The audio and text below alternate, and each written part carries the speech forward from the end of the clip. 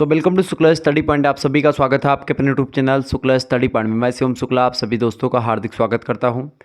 आज के वीडियो के माध्यम से हम लोग चर्चा करेंगे राजनीति शास्त्र के बारे में, यानी पॉलिटिकल साइंस के बारे में, और पॉलिटिकल साइंस से बनने वाले बहुत ही महत्वपूर्ण प्रश्नों के बारे में आज की वीडियो के माध्यम से मैं आपको बताऊँगा, जो कि बीए के सेकंड सेमेस्टर की परीक्षा में पूछे जाते हैं।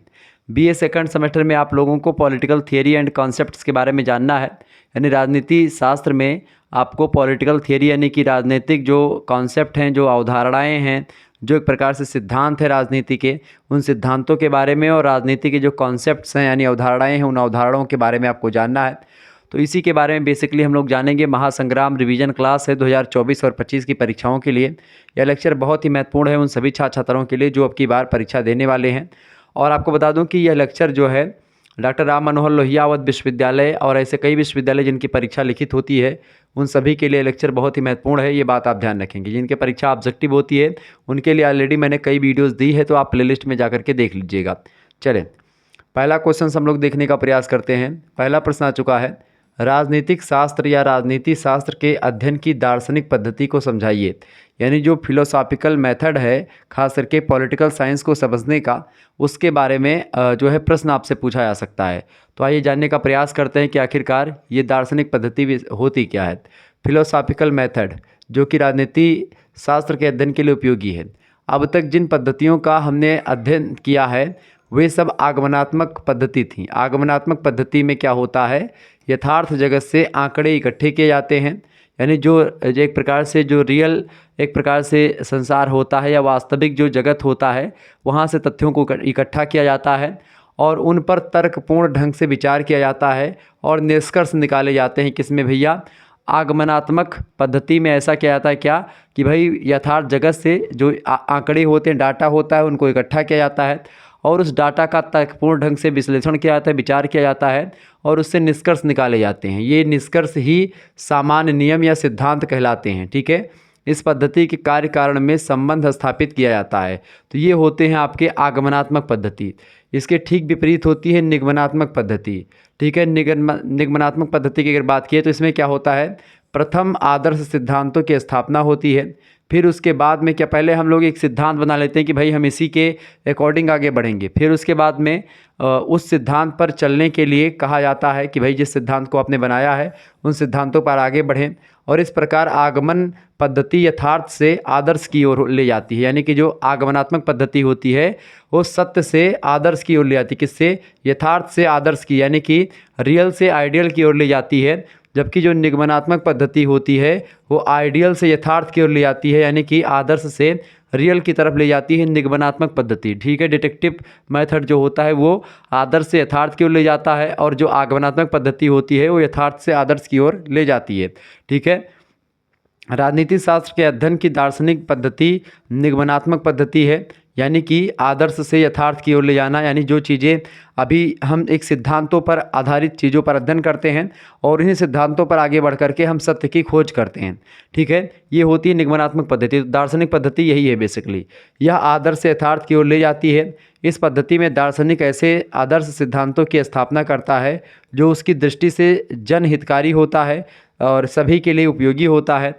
तत्पश्चात उन सिद्धांतों उन आदर्शों के आधार पर क्या करता है, वो जो फिलोसोफर होता है और राजनीति के क्रियाकलापों की व्याख्या करता है। और ये सिद्धांत मूलतः काल्पनिक होते हैं। एक इमेजिनेशन करके एक कल्पना बना लेता है और इसी कल्पना के सहारे वो आगे बढ़ता है और सत्य की खोज करने के लिए तत्पर होता है। ठीक है, दार्शनिक भी अपनी आदर्श मान्यताओं के आधार पर निर्मित होते हैं।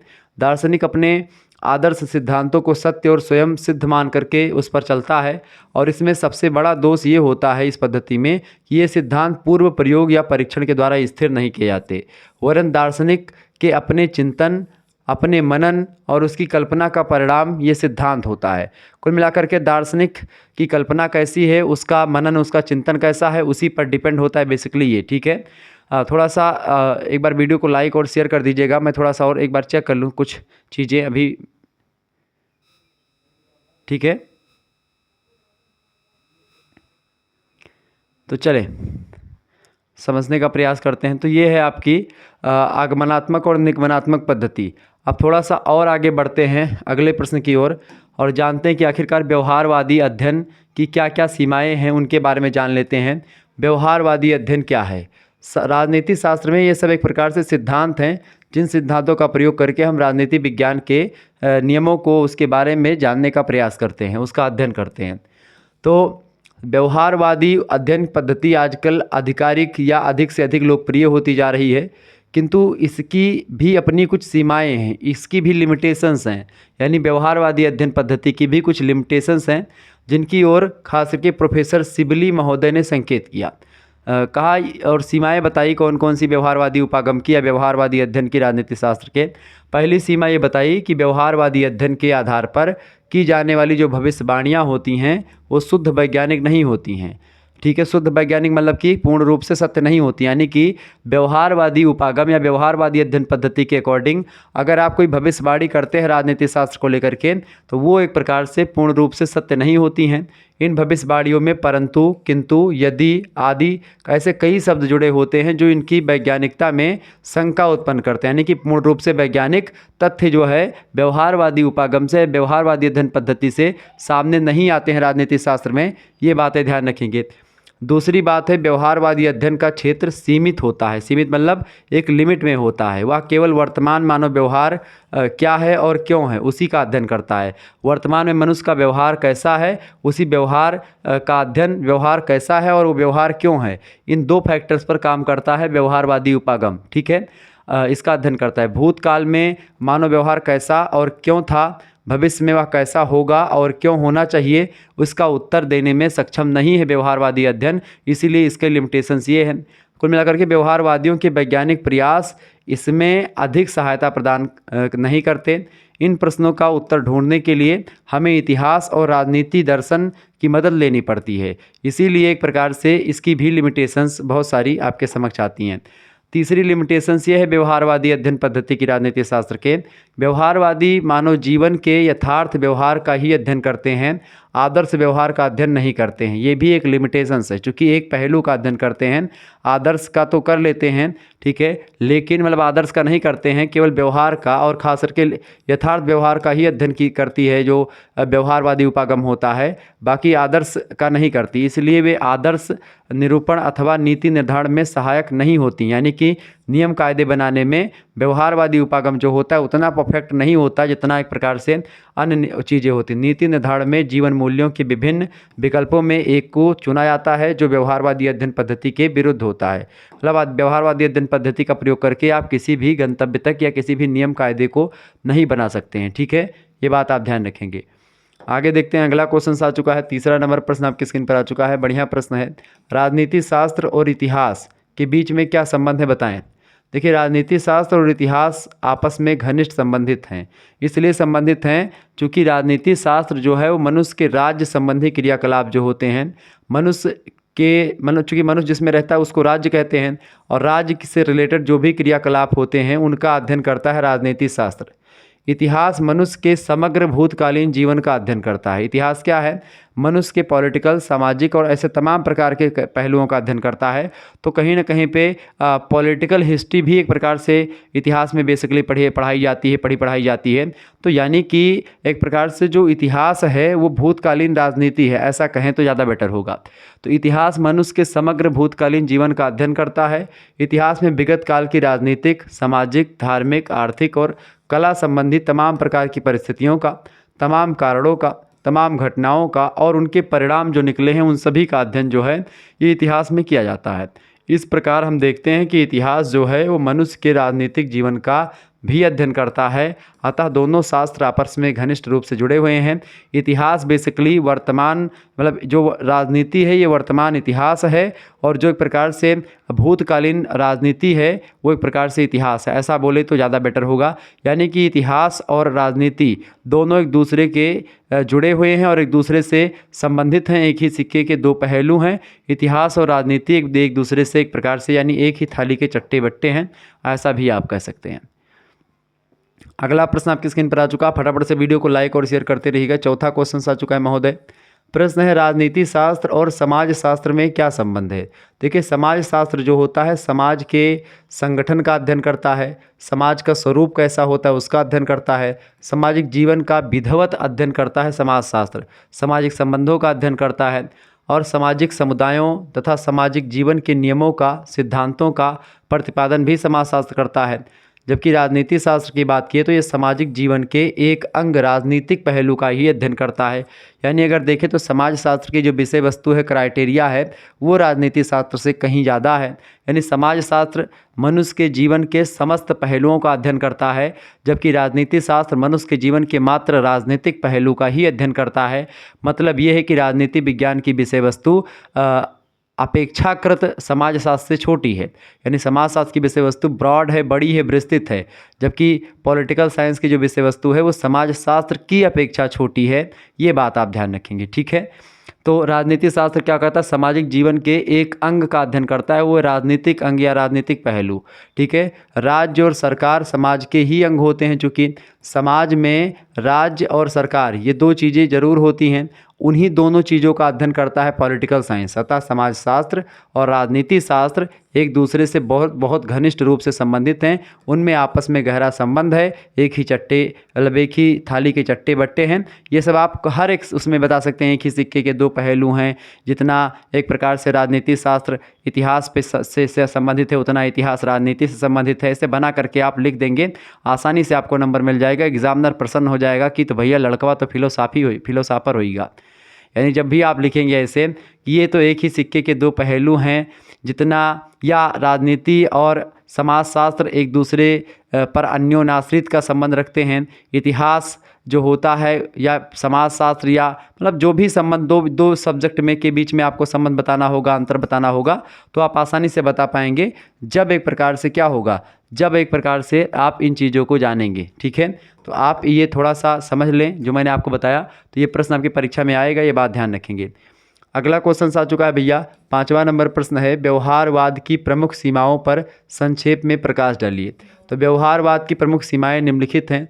पहली सीमा है कि व्यवहारवाद जो होता है अपने आप को मूल्य निरपेक्ष मानता है। क्या मानता है? मूल्य निरपेक्ष मानता है व्यवहारवाद, ठीक है। लेकिन स्वयं व्यवहारवादी का अस्तित्व मतलब व्यक्तित्व, उसका आचरण, उसके ज्ञान की सीमाएं, साधन, राग द्वेष, झुकाव, पक्षपात ऐसे तत्व हैं जो उसके व्यवहारात्मक अध्ययन को प्रभावित करते हैं, ठीक है। कुल मिलाकर के अगर देखा जाए महोदय, तो जो एक प्रकार से ये है व्यवहारवाद, उसके द्वारा विषयों का जो चयन किया जाता है वह भी उसके अपने मूल्यों और विचारधाराओं से ही प्रभावित होता है। कुल मिलाकर के व्यवहारवाद जो है वो अपने आप को मूल्य निरपेक्ष मानता है, लेकिन स्वयं व्यवहारवादी का व्यक्तित्व जो होता है, अगर एक व्यवहारवादी विचारक के व्यक्तित्व की बात की जाए तो उसका आचरण, उसका ज्ञान, उसकी सीमाएं, उसके साधन, राग द्वेष, झुकाव, पक्षपात, ये सब ऐसे तत्व हैं जो उसके व्यवहारात्मक अध्ययन को प्रभावित करते हैं, इफेक्ट डालते हैं। उसके द्वारा विषयों का जो चयन किया जाता है वह भी उसके अपने मूल्यों और विचारधाराओं से प्रभावित होता है। ये पहली बात एक प्रकार से इसकी सीमाएँ हैं व्यवहारवाद की। दूसरी सीमा, नीति निर्माण संबंधी मामलों में राजनीतिज्ञों हेतु व्यवहारवाद अथवा व्यवहारवादियों का उपयोग अत्यधिक सीमित हो जाता है, क्योंकि नीति निर्माण में एक नहीं अनेक तत्व महत्व रखते हैं और चूंकि ये एक प्रकार से संकेंद्रीय या एक ही तत्व पर केंद्रित हो सकता है। तीसरा है, व्यवहारवादी वैज्ञानिक एवं तकनीकी साधनों पर अत्यधिक बल देते हैं तथा ऐतिहासिक अनुभवों की उपेक्षा करते हैं। और जब भी आप ऐतिहासिक अनुभव की उपेक्षा करते हैं, चूँकि जो भूतकालीन एक प्रकार से चीज़ें रही, भूतकालीन राजनीति है वही इतिहास है, भूतकाल में जो राजनीति बीत गई है वही इतिहास है। तो जब वही इतिहास है भैया, तो क्यों एक प्रकार से आपको चीज़ें उसके बारे में जानना पड़ेगा, ऐतिहासिक अनुभव की आप उपेक्षा बिल्कुल भी नहीं कर सकते। चौथा लिमिटेशंस इसका ये है कि व्यवहारवाद मानव व्यवहार का क्या करता है, अध्ययन विशिष्ट परिस्थितियों में करता है। किसी विशिष्ट परिस्थितियों में मानव व्यवहार का अध्ययन करता है जो व्यवहारवाद होता है वो, यानी वर्तमान में या फिर भविष्य में या भूत में, इस तरीके से उसका क्षेत्र क्या और क्यों तक ही सीमित है। जबकि राजनीति शास्त्र का क्षेत्र जो है कैसा और क्यों तक विस्तृत है, यानी कि पहली बात तो क्या है, क्यों है, कैसा है, कैसे है, क्यों है, किस तरीके से, कितना देर तक रहेगा, ये तमाम प्रकार के पहलुओं पर फोकस डालता है, ठीक है। ये बात आप ध्यान रखेंगे। समझ में आ रहा है चीज़ें? तो कहीं ना कहीं पे ये एक प्रकार से। अतः इसके लिए हमें राजनीतिक दर्शन और इतिहास की सहायता की आवश्यकता है। जरूरी है कि व्यवहारवाद इतिहास की उपेक्षा ना करे, इतिहास को अपने आप में समाहित करे तो अच्छा तरीके से निर्णय दे पाएगा। छठा क्वेश्चन आ चुका है, उत्तर व्यवहारवाद। उत्तर माने होता है बाद में, व्यवहारवाद माने व्यवहारवाद के बाद की जो विचारधारा आई वो क्या थी। इसकी विशेषताओं को संक्षेप में विवेचित कीजिए। तो कई विशेषताएं रही हैं उत्तर व्यवहारवादी विचारकों की, आइए जानने का प्रयास करते हैं। पहली बात ये कि भाई विज्ञान को नीरस, पहली बात मूल्यों की महत्वपूर्ण भूमिका।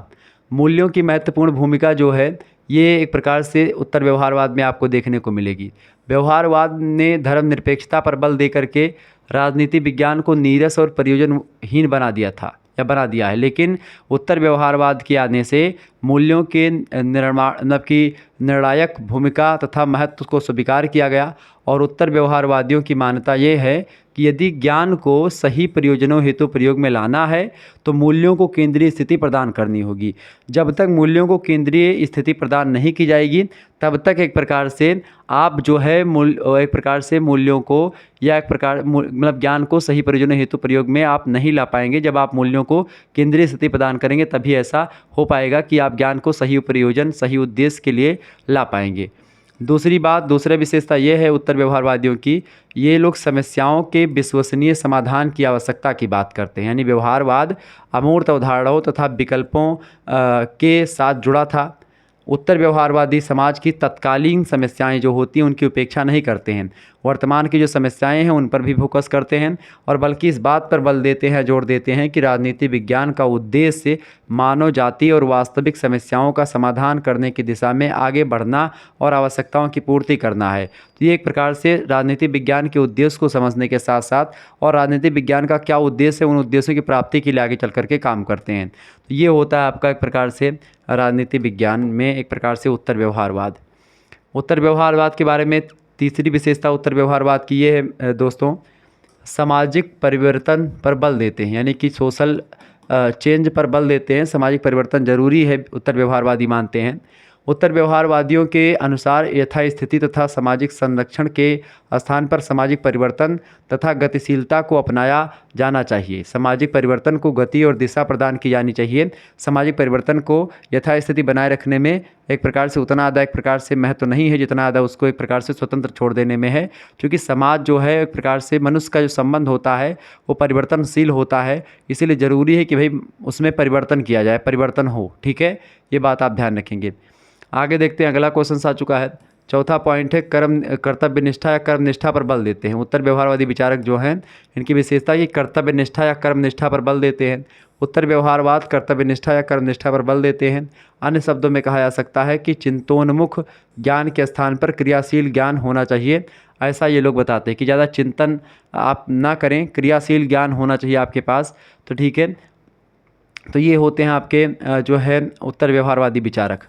अगला क्वेश्चन से 7वां नंबर क्वेश्चन से आप देखेंगे, व्यवहारवादी और ऐतिहासिक उपागम के में अंतर बताएं। व्यवहारवादी विचारक मतलब उपागम जो रहा है राजनीति विज्ञान को अध्ययन का और जो ऐतिहासिक उपागम रहा है, इन दोनों के बीच में क्या अंतर है।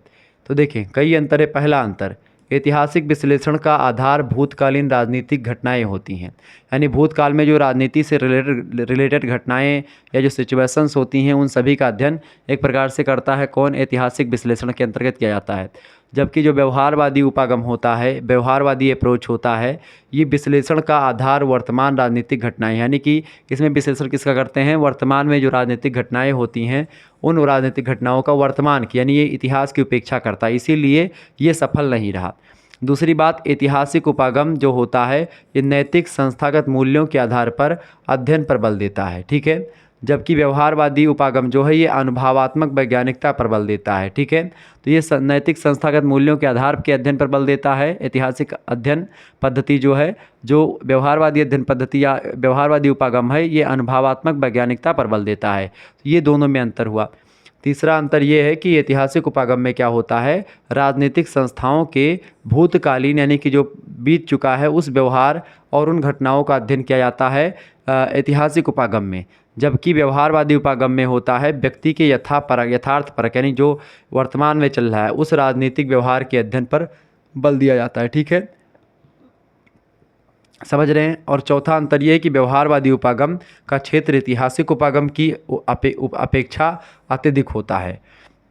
तो व्यवहारवादी उपागम का जो क्षेत्र होता है वो एक प्रकार से ज़्यादा होता है, अधिक व्यापक होता है किसके अपेक्षा, ऐतिहासिक उपागम एक प्रकार से चूंकि ऐतिहासिक घटनाओं का ही अध्ययन करता है, जबकि जो व्यवहारवादी उपागम होता है ये ऐतिहासिक उपागम से थोड़ा बढ़ करके है, थोड़ा आगे की सोचता है। ठीक है, ये बात आप ध्यान रखेंगे। आगे देखते हैं और भी चीज़ों को जानने का प्रयास करते हैं। फटाफट से वीडियो को आप लाइक और शेयर कर दीजिएगा। ये चेहरा आज कितना काला क्यों रहा है भाई, पता नहीं क्यों दिक्कत आ रही है।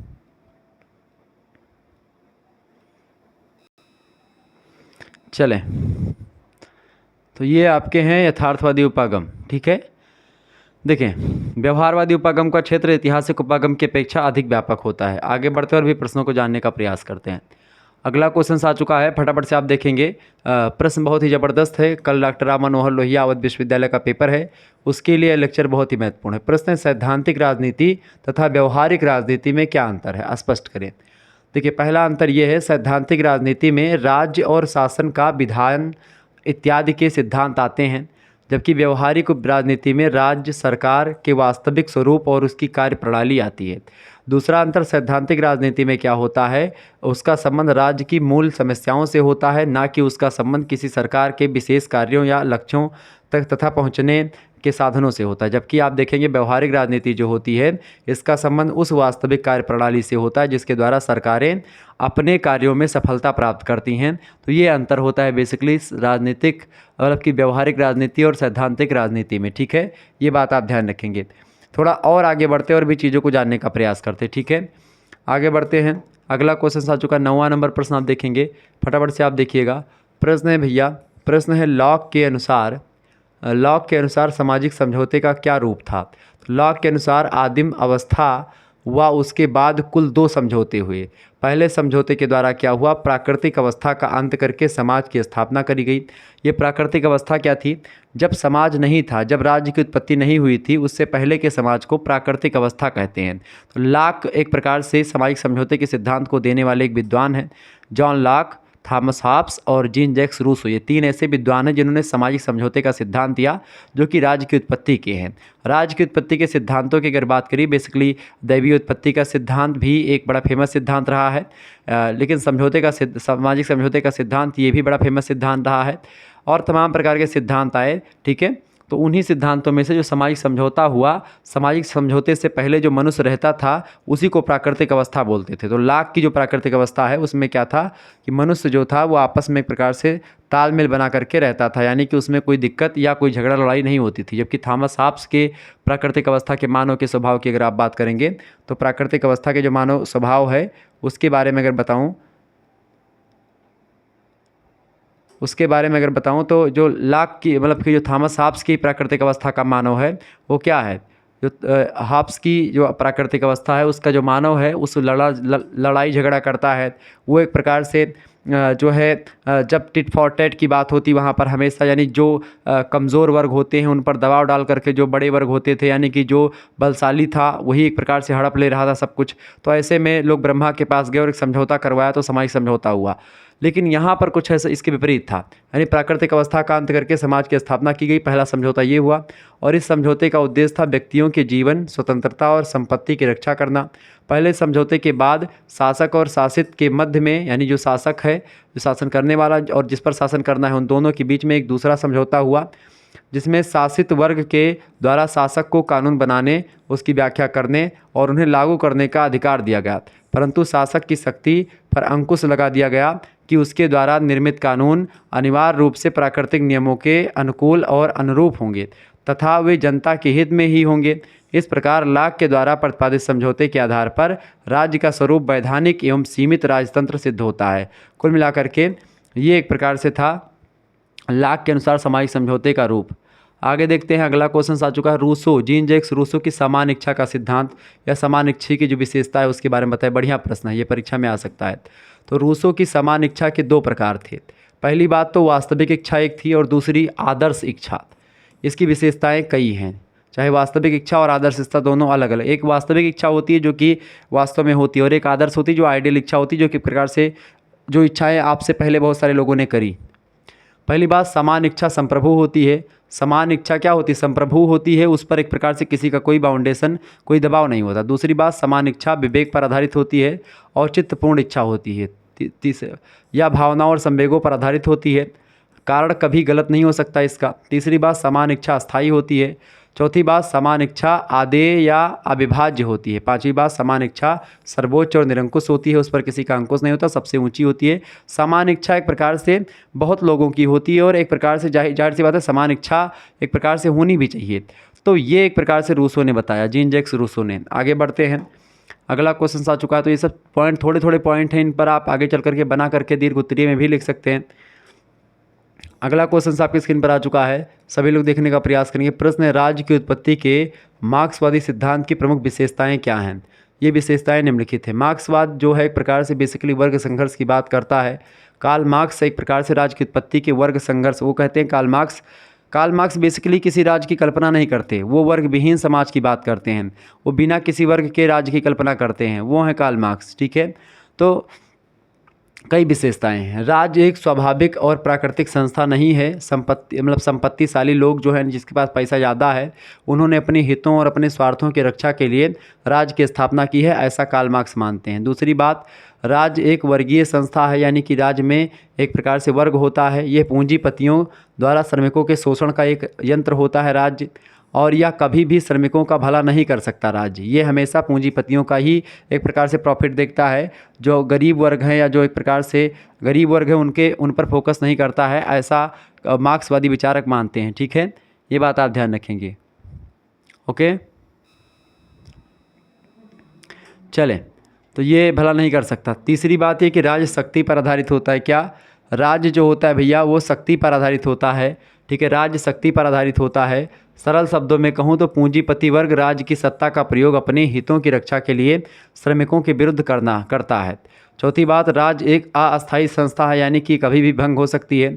ठीक है, श्रमिक वर्ग संघर्ष के द्वारा अर्थात क्रांति के द्वारा पूंजीपति वर्ग का सफाया करेगा, और इस प्रकार से वर्ग विहीन तथा राज्य विहीन समाज की कल्पना होगी और राज्य जो होगा वो नष्ट हो जाएगा।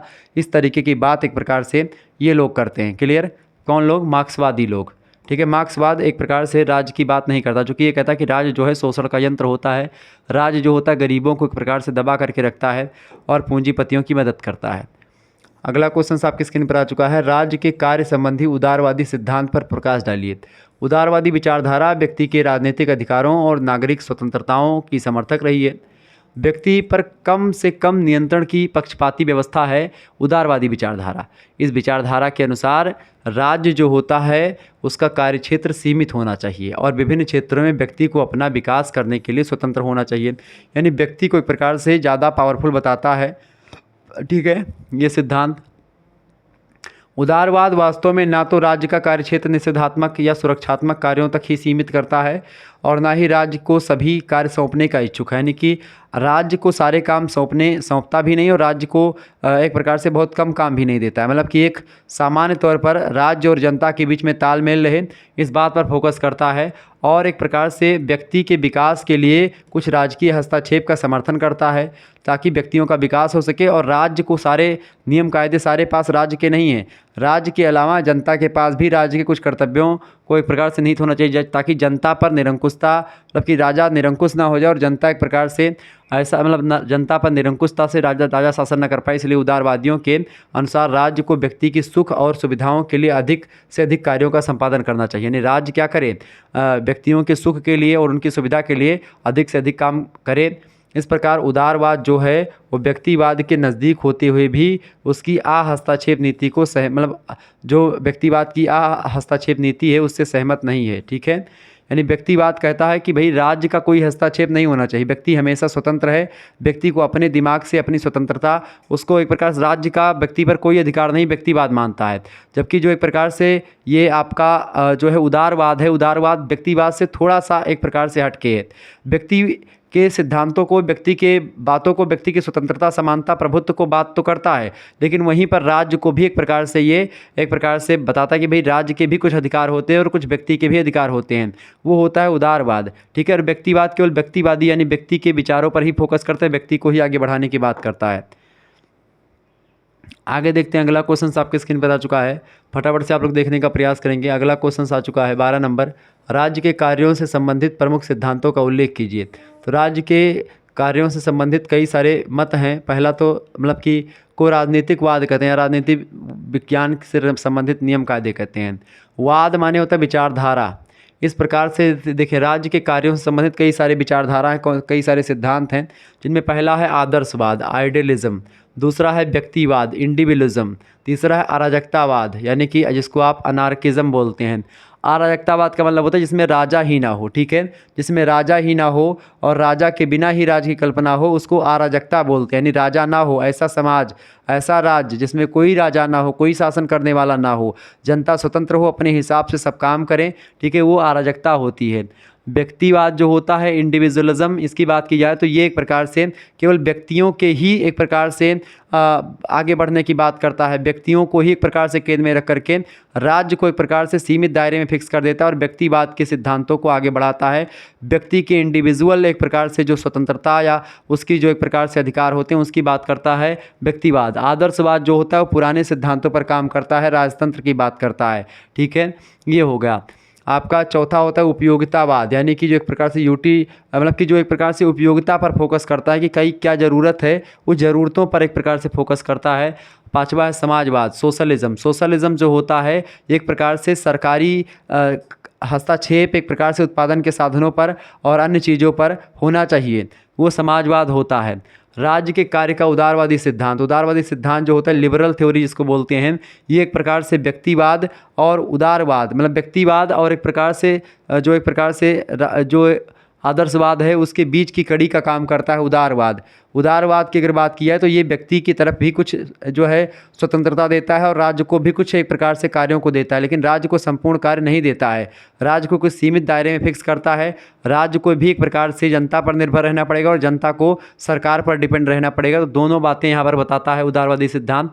इसके अलावा राज्य के कार्य से संबंधित जो लोक कल्याणकारी सिद्धांत है, लोक कल्याणकारी मतलब होता है ऐसा राज्य जो वेलफेयर स्टेट थ्योरी को फॉलो करता हो। वेलफेयर स्टेट थ्योरी का मतलब ये होता है कि भाई राज्य का ये कर्तव्य होता है कि वो जनता के सुख में सुखी और जनता के दुख में दुखी हो, जनता को आगे बढ़ाने का काम करे, जनता के एक प्रकार से दुख को हरे, जनता के लिए उचित व्यवस्था करे, जनता के लिए पढ़ाई, शिक्षा और रोजगार के साधन उपलब्ध करवाए। ये स्टेट वेलफेयर स्टेट होता है और भारत भी एक प्रकार से वेलफेयर स्टेट की कैटेगरी में आता है, क्योंकि भारत के जो एक प्रकार संविधान है उसमें एक नीति निर्देशक सिद्धांत है। नीति निर्देशक सिद्धांतों में बताया गया है कि राज्य का कर्तव्य होगा कि वो एक प्रकार से जनता के लिए तमाम प्रकार की चीज़ों का उल्लेख करेंगे, तमाम प्रकार की शिक्षा की व्यवस्था करेंगे, तो वो सब एक प्रकार से वेलफेयर कंट्री के ही उदाहरण होते हैं। तो ये सब राज्य के कार्यों से संबंधित तमाम सिद्धांत जो राज्य के कार्यों को संपादन में सहायता करते हैं। आगे देखते हैं, अगला प्रश्न आपके स्क्रीन पर आ चुका है, फटाफट से आप देखेंगे। 13 नंबर क्वेश्चन है, संप्रभुता की विशेषताएं बताएं। संप्रभुता को अंग्रेजी में सॉवर्निटी कहते हैं।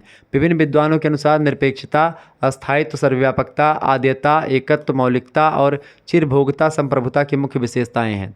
संप्रभुता की ये गुण वैध या वैधानिक गुण ही हैं, यानी कानूनी गुण हैं।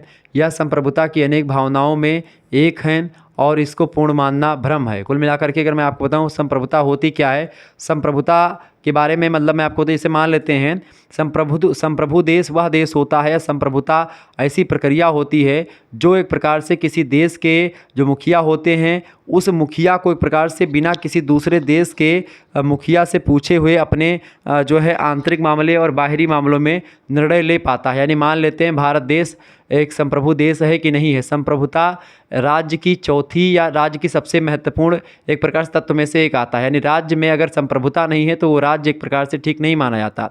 जब भी हम पॉलिटिकल साइंस में राज्य शब्द की बात करूं तो आप समझ जाएं कि राज्य का मतलब हमारा देश से है, ये बात आप ध्यान रखेंगे। तो जब भी किसी देश की मैं बात करूं या किसी देश के नेता की बात करूं, जैसे मान लेते हैं भारत देश है, अब भारत में मोदी जी शासन कर रहे हैं। अब मोदी जी अगर कोई निर्णय मोदी जी को लेना हो तब वो जाकर के ब्रिटेन की महारानी से पूछ करके नहीं आते हैं, वो अपना निर्णय अपने देश का निर्णय खुद ही लेते हैं। अपने यहाँ के जो सांसद होते हैं जो संसद भवन में बैठे उन्हीं से 2/3 बहुमत से पास करवाते हैं और कोई भी निर्णय पास हो जाता है इंडिया में। तो ये संप्रभुता है, यानी भारत एक संप्रभु देश है। भारत पर कोई किसी देश दूसरे देश का अंकुश नहीं, किसी का लगाम नहीं भारत पर लगा हुआ है कि भाई भारत को किसी मुद्दे पर किसी से परामर्श लेनी पड़ती है, किसी से पूछना पड़ता है। तो संप्रभुता एक प्रकार से राज्य का एक तत्व होता है, ठीक है, प्रमुख तत्व। अगला क्वेश्चन से संप्रभुता के स्वरूप को लिखें। राजनीति विज्ञान में प्रभुसत्ता या संप्रभुता शब्द का प्रयोग विभिन्न रूपों और विभिन्न अर्थों में किया जाता है। नाम मात्र की प्रभुसत्ता, वास्तविक संप्रभुता, वैध संप्रभुता या यथार्थ संप्रभुता। वास्तविक संप्रभुता को ही कहते हैं। वैधानिक संप्रभुता कानूनी रूप से, राजनीतिक संप्रभुता और लोकप्रिय संप्रभुता, ये सभी संप्रभुता के कई रूप हैं जो एक प्रकार से अपने अपने बारे में अलग अलग अर्थ भी बयां करते हैं। अगला क्वेश्चन आपकी स्क्रीन पर आ चुका है, फटाफट से आप देखेंगे। अगला क्वेश्चन आ चुका है 14 नंबर क्वेश्चन से 15 नंबर। न्याय से आप क्या समझते हैं? न्याय का सर्वमान्य जो एक प्रकार से मापदंड है, मतलब कि न्याय जो है वो सर्वमान्य मापदंड होता है। सामान्यतः ये समाज के संपूर्ण आचार व्यवहार संबंधों आदि की अच्छाई बुराई मापने की कसौटी बन जाती है न्याय। ठीक है। न्याय अथवा जस्टिसिया जो होता है उसका मूल भाव जोड़ना अथवा लगाना या बंधन अथवा ग्रंथि होता है। व्यापक अर्थ में अगर देखें, न्याय को मानव और समाज के समस्त आचरणों के संबंध में देखा जाता है। संकीर्ण अर्थ में न्याय को कानून के साथ में जोड़ करके देखा जाता है। मेरियम कहते हैं कि न्याय उन मान्यताओं और प्रक्रियाओं का जोड़ है, योग है, जिसके माध्यम से प्रत्येक मनुष्य जो होता है उसको वे सभी अधिकार प्राप्त और सुविधाएं प्राप्त होते हैं या उनके लिए जुटाई जाती हैं जिन्हें समाज उचित मानता है। न्याय का मतलब सीधा सीधा ये होता है। आजकल तो न्याय का मतलब क्या है कि आपने कोई जो है ऐसा कृत्य किया है जो कि एक प्रकार से आपने कोई गलत काम किया किसी के साथ। ठीक है, मान लेते हैं आप अभी कोई व्यक्ति आए और हमको 2 ठू मार करके जाए।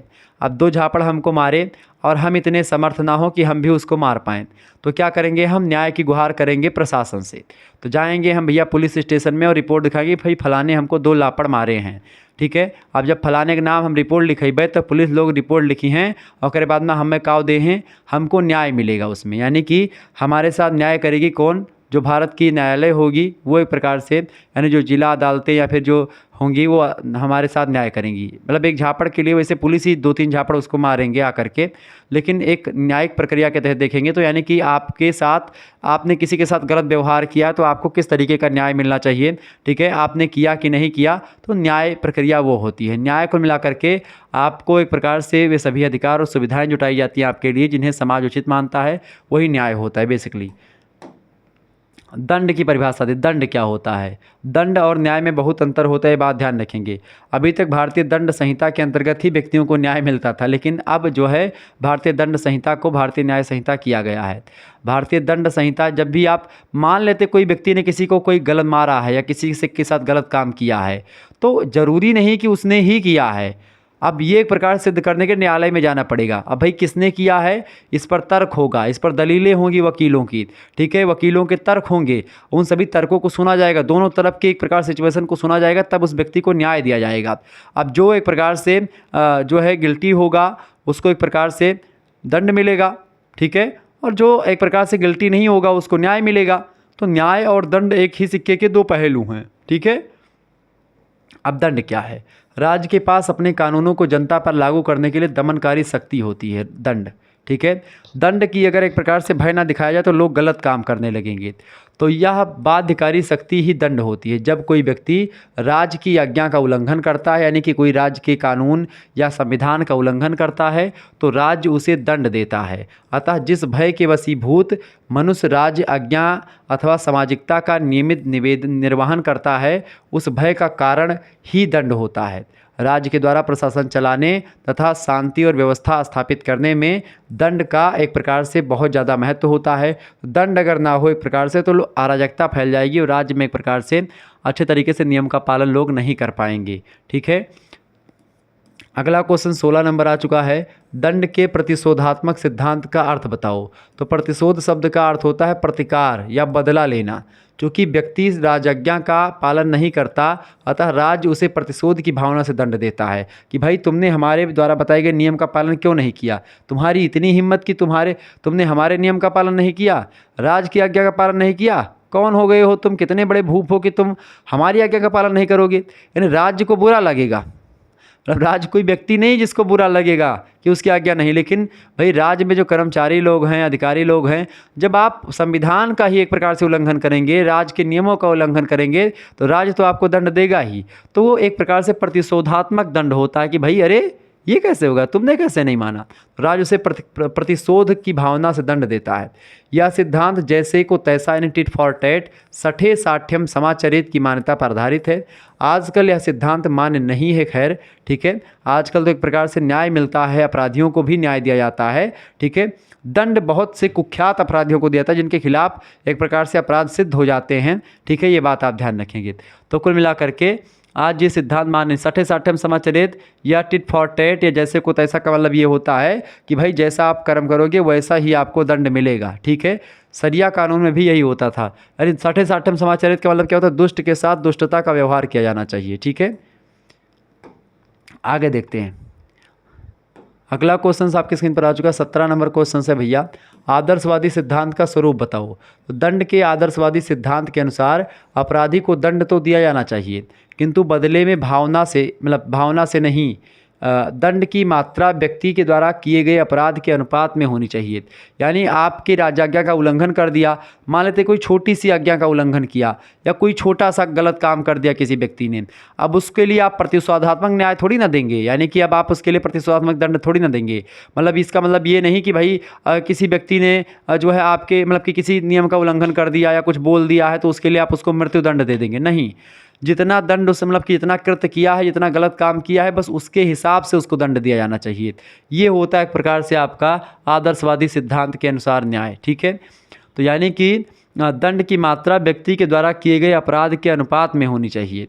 यदि व्यक्ति को उसकी अनैतिक भावना के कारण से दंड नहीं दिया जाएगा तो समाज में अपराध और अनैतिकता का बोलबाला हो जाएगा। इसीलिए एक प्रकार से असंतुलित दंड भी ना दिया जाए, लेकिन एक प्रकार से जो सामान्य और एक प्रकार से जो नियम के तहत हो उस प्रकार के दंड का प्रावधान किया जाए। अतः अनुपातिक दंड नैतिकता के विकास में सहायक होता है, मोरलिटी के विकास में सहायक होता है। क्योंकि छोटी छोटी बातें भी लोग करते हैं, वो भी दंड होता है, उसके लिए चाहे जुर्माना दे दें। जैसे कि मान लेते हैं आपको जैसे थूकना मना है, कहीं पर लिखा है, आपने थूक दिया तो 500 रुपये चलो जुर्माना दे दो, तो ये 500 रुपये देने में थोड़ा सा आपको कष्ट होगा और दोबारा थूकने में आप थोड़ा सा एक प्रकार से सोचेंगे कि भाई यहाँ पर अब नहीं थूकेंगे, ठीक है। तो आप 500 रुपये दंड देंगे। अभी मान लेते हैं आपने थूक दिया, उसके बाद में आपको 4 साल की जेल हो जाए, तो ये कोई दंड का प्रावधान नहीं हुआ।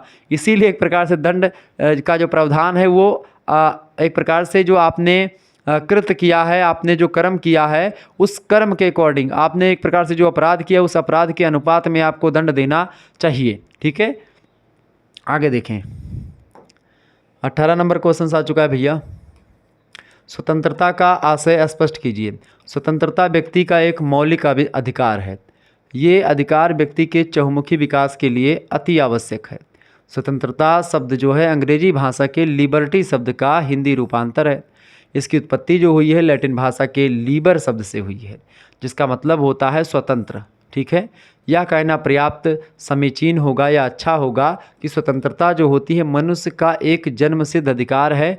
हर व्यक्ति जन्म से स्वतंत्र होता है, चूँकि उसका जन्म हुआ तो प्राकृतिक स्वतंत्रता उसको ऑलरेडी मिल जाती है। हर व्यक्ति स्वतंत्र है।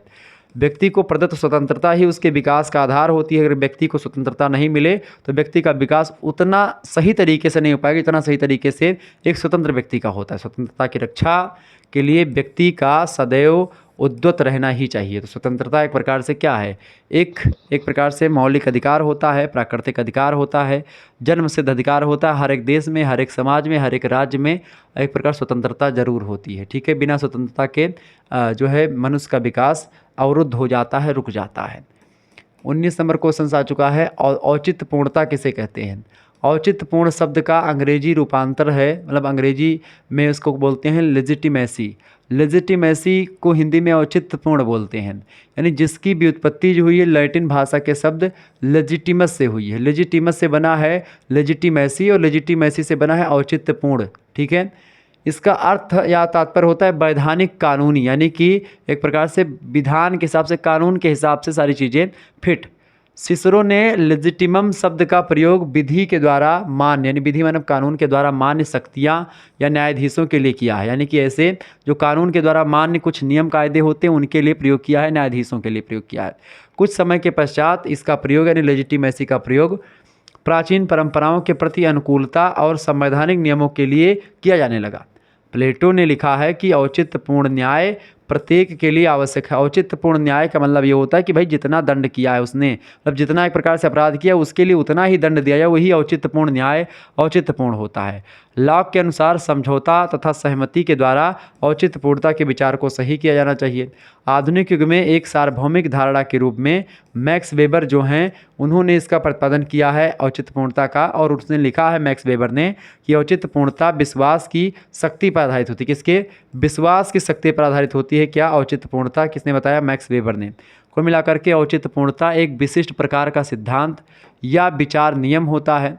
इसका तात्पर्य है कि जनता या उसका बड़ा भाग जनता का इस बात को स्वीकार करे कि राजनीतिक पद के ग्रहण करने या शक्ति के प्रयोग करने का अवसर सामान्य स्वीकृत नियमों तथा क्रियाविधियों पर ही आधारित होता है। ठीक है, जो सामान्य नियम होते हैं उसी पर आधारित होता है। एक औचित्य होता है हर एक चीज़ का। ठीक है, आगे देखते हैं। औचित्यपूर्णता के प्रमुख 4 कारण बताएं, मतलब संकट के। औचित्यपूर्णता संकट के प्रमुख 4 कारण क्या हैं? नई परिस्थितियां, पहला संकट। परिवर्तनशीलता के आधार पर यदि सामाजिक, आर्थिक, राजनीतिक और परिस्थितियों में अंतर आता है तो नागरिकों की मनोवृत्ति, उनकी आस्था, उनका विश्वास, उनका आदर्श, इन सभी में धीरे धीरे परिवर्तन आपको दिखाई पड़ने लगता है, जिसके परिणाम स्वरूप ये होता है कि प्राचीन मूल्यों और विश्वासों को चुनौती मिलती है। यदि राजनीतिक प्रणाली इसके अनुरूप अपने को नहीं ढाल पाती है तो औचित्यपूर्णता का संकट पैदा हो जाता है। लेकिन अगर ढाल लेती है अपने हिसाब से, परिवर्तन के हिसाब से, तो एक प्रकार से औचित्यपूर्णता का संकट पैदा नहीं होता। दूसरा संकट यह है कि परंपरागत समूहों और संस्थाओं के स्तर को चुनौती नई परिस्थितियों के कारण से संभव हो पाती है। परिवर्तित परिस्थितियों से परंपरागत समूहों और संस्थाओं के स्तर तथा सम्मान को धक्का पहुंचता है, इसलिए ये नए परिवर्तनों का विरोध करते हैं, जिसके कारण से क्या होता है? राजनीतिक प्रणाली की औचित्यपूर्णता को संकट पैदा होता है। कोई नया नियम आया, कोई नई सिचुएशंस आई, उन नई सिचुएशंस को एक प्रकार से, उन नई सिचुएशंस का विरोध करता है कहीं ना कहीं पे औचित्यपूर्णता का सिद्धांत। तो इस कारण से एक प्रकार से इसमें दिक्कत आती है, इसमें संकट उत्पन्न होता है। तीसरी बात, राजनीति में नए समूहों का प्रवेश। बदलते परिवर्तन के साथ साथ समाज में नए नए समूहों का जन्म होता रहता है जो शासन में भागीदारी चाहते हैं, ये अपने पक्ष में जन समर्थन जुटाना चाहते हैं। इन समूहों के साथ सामंजस्य पैदा करना भी संकट की स्थिति होती है, तो ये भी एक संकट की स्थिति। चौथी बात, जनता की राजनीतिक प्रणाली से अधिक आकांक्षाएं। क्योंकि जनता जो होती है वो राजनीतिक प्रणालियों से कभी कभी ज़्यादा अपेक्षा करती है कि भाई हमको राजनीति से ऐसा इतना मिलना चाहिए, और उतना नहीं मिल पाता है तो फिर दिक्कत होती है। जब जनता अपने शासन वर्ग से अत्यधिक आशाएं रखती है, आकांक्षाएं लगा लेती है, और वे पूरी तरीके से मतलब वो पूरी नहीं हो पाती हैं, तब औचित्यपूर्णता का संकट पैदा हो जाता है। ठीक है, तो ये होता है औचित्यपूर्णता का संकट। आगे देखते हैं, अगला क्वेश्चन आ चुका है 21 नंबर क्वेश्चन से भैया। प्रश्न है, अधिकार की परिभाषा दीजिए। अधिकार क्या है? अथॉरिटी। तो अधिकार सामाजिक जीवन की वे परिस्थितियां या वे सिचुएशंस हैं जिनके बिना कोई भी मनुष्य अपना पूर्ण विकास नहीं कर सकता। यानी कि हर व्यक्ति को पैदा होते ही कुछ ना कुछ अधिकार मिल गए हैं, और जो उनको अधिकार मिले पैदा होती हो उनके प्राकृतिक अधिकार होते हैं। अन्य शब्दों में कहें तो अधिकार मनुष्य की वह उचित मांग है जिसके अभाव में या जिसकी कमी में वह विभिन्न परिस्थितियों में अपने सामाजिक जीवन का पूर्ण विकास नहीं कर सकता है। अगर अधिकार न मिले तो मनुष्य का जीवन एक प्रकार से अधूरा माना जाता है। ये है अधिकार। 22 नंबर क्वेश्चन से अधिकार संबंधी सिद्धांतों का उल्लेख करें। नागरिकों के अधिकार की प्रकृति और रूप के बारे में सिद्धांत प्रचलित हैं बहुत सारे। उनमें मुख्य इस प्रकार से, पहला, अधिकारों का प्राकृतिक सिद्धांत यानी नैसर्गिक सिद्धांत, यानी ऐसे अधिकार जो कि प्रकृति के द्वारा हर एक मनुष्य को मिले हुए हैं। ठीक है, यानी प्रकृति ने उनको एक प्रकार से वो अधिकार ऑलरेडी दे रखे हैं, तो वो होते हैं प्राकृतिक अधिकार यानी नैसर्गिक अधिकार। दूसरे, अधिकारों का कानूनी सिद्धांत, यानी कानून में एक प्रकार से कुछ अधिकार आपको दिए, जैसे कि भारतीय संविधान के अनुसार समानता का अधिकार, स्वतंत्रता का अधिकार, विधि के समक्ष समता का अधिकार, एक प्रकार से और भी एक प्रकार से अधिकार आपको दिया गया कि भाई उपाधियों का अंत किया गया, लोक नियोजन के विषय में अवसर की समानता दी गई, बोलने की स्वतंत्रता दी गई। तो ये सब समानता और स्वतंत्रता की बात जो है, मतलब वो सब अधिकार आपके मौलिक अधिकार दिए गए हैं भारतीय संविधान में, तो ये कानूनी सिद्धांत होते हैं। तीसरा, ऐतिहासिक सिद्धांत, मतलब कि इतिहास में एक प्रकार से जो स्वतंत्रता या अधिकार मिले रहे हैं हमारे पूर्वजों को, तो हमको भी वो मिलने चाहिए, तो वो ऐतिहासिक सिद्धांत। अधिकारों का समाज कल्याण सिद्धांत, यानी जो वेलफेयर कंट्री को लेकर के बताई जाती हैं, तो वो भी अधिकार होते हैं। और पांचवा होता है अधिकारों का आदर्शवादी सिद्धांत, यानी जो पहले से या एक आदर्शवादी राज्य में होने चाहिए ये सब अधिकार या जनता के, तो वो अधिकार। ठीक है, तो ये सब कई अधिकार हैं। आगे देखेंगे अगला क्वेश्चन आपके स्क्रीन पर आ चुका, फटाफट से आप देखेंगे, बहुत ही ज़बरदस्त क्वेश्चन आ चुका है।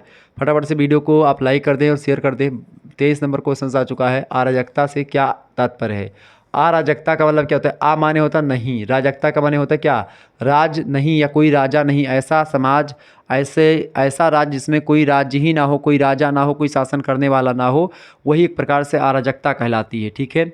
आम बोलचाल की भाषा में अराजकतावाद का अर्थ होता है लूट मार, हत्या, उपद्रव, मतलब उपद्रव, ये सब अराजकता का मतलब मानते हैं कि भाई भले बड़े अराजक व्यक्ति हो। अराजक का मतलब सीधा सीधा केवल लूट मार और ये सब नहीं होता है। अराजकता माने आ माने होता नहीं। ठीक है। आ माने नहीं, राजकता मतलब कि मतलब बिना राजा के राज्य हो रहा हो, या बिना शासन के, बिना नियम कायदों के। नियम कायदे हैं लेकिन कोई राजा नहीं है। शास्त्रीय दृष्टि से अगर देखें तो अराजकता का वह सिद्धांत है जो राज्य की आवश्यकता और उपयोगिता में कोई आस्था नहीं रखता, राज्य विहीन समाज की स्थापना करना चाहता है। अराजकतावादियों के अनुसार राज्य एक आवश्यक बुराई है, मतलब कि राज्य एक आवश्यक बुराई तो हो है ही, वह अनावश्यक, मतलब अनावश्यक ही भी है। इस समाज में का संगठन ऐच्छिक सहयोग और स्वतंत्रता के आधार पर किया जाएगा। अराजकतावादी समाज में व्यवस्था को सरबर्त नहीं, मतलब कि व्यवस्था तो सरबर्त नहीं होगी लेकिन व्यवस्था कहीं नहीं। तो अराजकतावाद जो शब्द है, इसकी उत्पत्ति यूनानी शब्द अनार्किया से हुआ है, जिसका शाब्दिक अर्थ होता है शासन का अभाव, शासन की कमी। जहाँ पर शासन ना हो ज़्यादा, वही एक प्रकार से होता है। गांधी जी भी कुछ ना कुछ अराजकता के पक्ष में थे, यानी गांधी जी भी एक प्रकार से पुलिस वगैरह की बात नहीं करते थे। वो कहते थे कि पुलिस विहीन समाज की कल्पना हो, राज्य विहीन समाज हो, यानी जहाँ पर कोई शासन ना हो, कोई दबाव ना हो, कोई एक प्रकार से दंड का प्रावधान ना हो। ठीक है, ऐसे गांधी जी बताते थे। डिक्सन महोदय कहते हैं कि अराजकता अर्थव्यवस्था का अभाव नहीं है, अपितु शक्ति का अभाव है, यानी शासन का अभाव है, शक्ति का अभाव।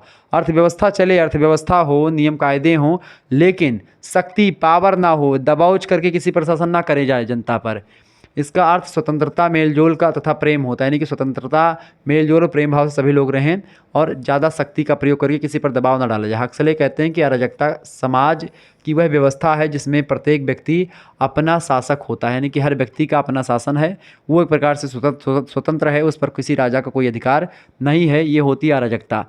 आप लोग को करिकुलर मास्टर यूट्यूब चैनल को सब्सक्राइब कर लीजिएगा, चूँकि इस चैनल पर आपके करियर से संबंधित, यानी आप बीए कर रहे हो, बीए करने के साथ साथ कौन सी तैयारी करें, और बीए में अगर आप हैं तो कौन कौन सी नौकरी बीए पास करते करते आप आसानी से पा सकते हैं, तो उन सभी से रिलेटेड वीडियो आपको को करिकुलर मास्टर यूट्यूब चैनल पर मिल जाएगी। इसके अलावा को करिकुलर मास्टर यूट्यूब चैनल पर आपको आपकी यूनिवर्सिटी से संबंधित जो को करिकुलर की परीक्षाएँ होती, खास करके जब आप बीए सेकंड सेमेस्टर में होते हैं, तो आपको फर्स्ट एड एंड हेल्थ के बारे में पढ़ना होता है। तो फर्स्ट एड एंड हेल्थ की बहुत सारी वीडियोज़ आपको यहाँ पर मिलेंगी। ठीक है, तो आप जा करके देख लें, चैनल को सब्सक्राइब कर लीजिएगा। प्ले लिस्ट में, मतलब कि उसमें डिस्क्रिप्शन बॉक्स में लिंक भी मैं दे दूंगा और आप सर्च करके भी देख पाएंगे इसको।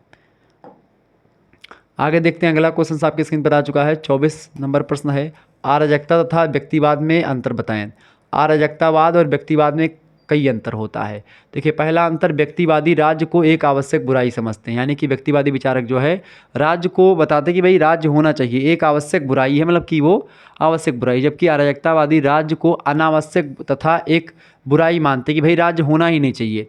ये लोग कहते भाई राज्य हो लेकिन उसका शासन ज़्यादा ना हो, व्यक्तिवादी, व्यक्ति स्वतंत्र हो पूर्ण रूप से। लेकिन अराजकतावादी क्या करते हैं, कहते कि भाई राज्य होना ही नहीं चाहिए, एकदम से बुराई ही है। दूसरा अंतर, व्यक्तिवाद व्यक्तिगत संपत्ति तथा पूंजीवाद का समर्थक है, वहीं अराजकतावाद जो है ये व्यक्तिगत संपत्ति तथा पूंजीवाद का विरोधी है। पूंजीवाद का विरोध भी करता है, व्यक्तिगत संपत्ति का भी विरोधी है कौन, अराजकतावाद। ठीक है। तीसरा अंतर यह है कि व्यक्तिवाद का आधार प्रतियोगिता होती है, प्रतियोगिता को वह व्यक्ति तथा समाज के विकास का आधार मानता है व्यक्तिवादी। जबकि अराजकतावाद की प्रेरक शक्ति जो होती है वो सहयोग होती है, आपस में मिलजुल करके काम करते हैं।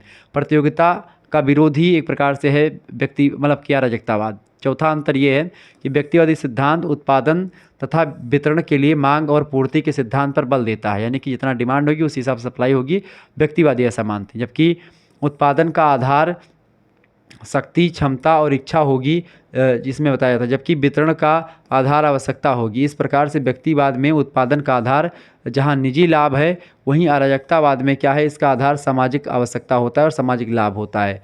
कुल मिलाकर के व्यक्तिवाद जो है केवल अपने बारे में सोचता है, केवल व्यक्तिगत चीज़ों के बारे में सोचता है, लेकिन जो एक प्रकार से अराजकतावाद है वो सामाजिक आवश्यकता के बारे में सोचता है। ठीक है, ये बात आप ध्यान रखेंगे। आगे बढ़ते हैं। अगला क्वेश्चन आपकी स्क्रीन पर आ चुका, फटाफट से आप लोग देखने का प्रयास करेंगे। प्रश्न है भैया आपका 25 नंबर क्वेश्चन आ चुका है। समाजवाद का आशय स्पष्ट करो। समाजवाद व्यक्तिवाद तथा पूंजीवाद के विरुद्ध एक प्रतिक्रिया है। समाजवाद क्या है? व्यक्तिवाद और पूंजीवाद के विरुद्ध क्या है? एक प्रतिक्रिया है। क्योंकि व्यक्तिवाद जो है एक प्रकार से पूंजीवाद से थोड़ा थोड़ा मिलता जुलता है। पूंजीवाद एक राज्य की कल्पना जरूर करता है, लेकिन व्यक्तिवाद एक प्रकार राज्य की बात करता है, लेकिन व्यक्तिवाद पर्टिकुलर हर व्यक्ति अपने आप में स्वतंत्र है, लेकिन पूंजीवाद जो है वो राज्य के साथ ही साथ जुड़ा रहना चाहता है। तो पूंजीवाद और व्यक्तिवाद के खिलाफ एक प्रकार से एक प्रतिक्रिया है समाजवाद, सोशलिज्म। साथ ही यह एक राजनीतिक दर्शन तथा एक आंदोलन भी है। समाजवाद यह एक विचारधारा मात्र नहीं, बल्कि एक आदर्श, एक दर्शन, एक नीति, एक विचार, एक सिद्धांत और एक विश्वास, एक धर्म और एक जीवन पद्धति भी है समाजवाद। समाजवाद ने व्यक्तिवाद, अराजकतावाद, इन सभी को खदेड़ा, इन सभी का एक प्रकार से एकदम से ख़त्म कर दिया।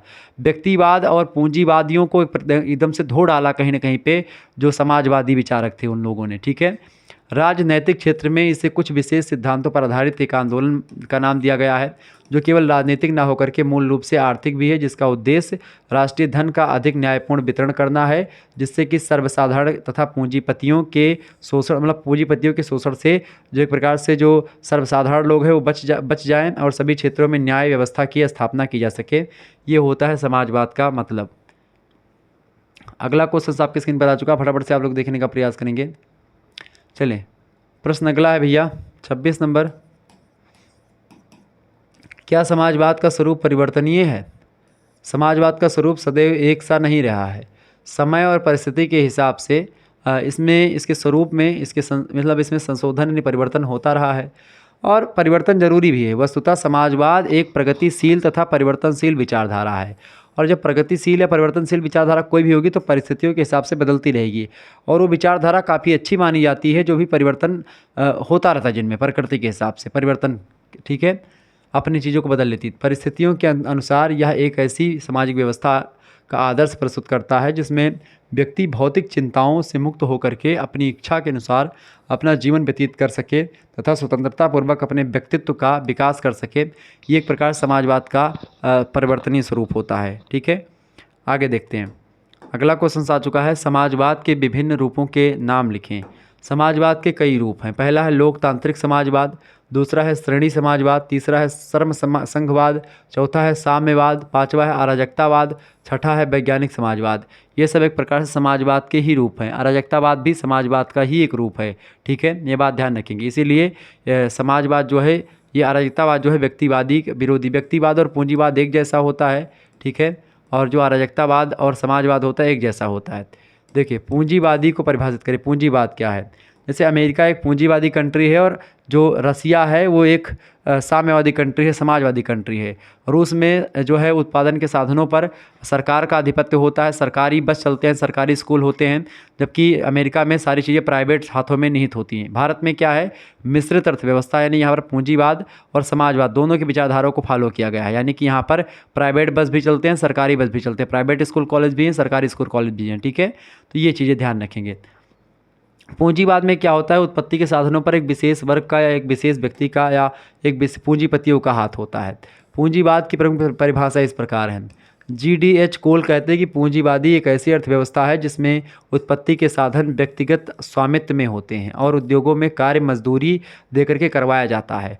जहाँ तक मजदूरी का प्रश्न है, यह समाजवाद तथा सार्वजनिक क्षेत्र के उद्योगों में भी रिवाज है। इसे पूंजीवाद का विशेष लक्षण नहीं माना जा सकता, परंतु यह कहना सही है कि पूंजीवाद में उद्योग निजी स्वामित्व में होते हैं। निजी मतलब कि जैसे मान लेते टाटा का कोई या अंबानी का कोई कंपनी है, तो उसमें तमाम सारे लोग काम करेंगे, तो ये निजी हाथों में होगा, उनका उस पर सरकार का उतना ज़्यादा हाथ नहीं होता।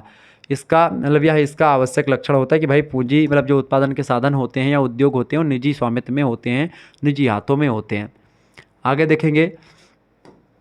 दूसरा, एक प्रसिद्ध परिभाषा जॉन स्ट्रेची महोदय ने दी है इसकी।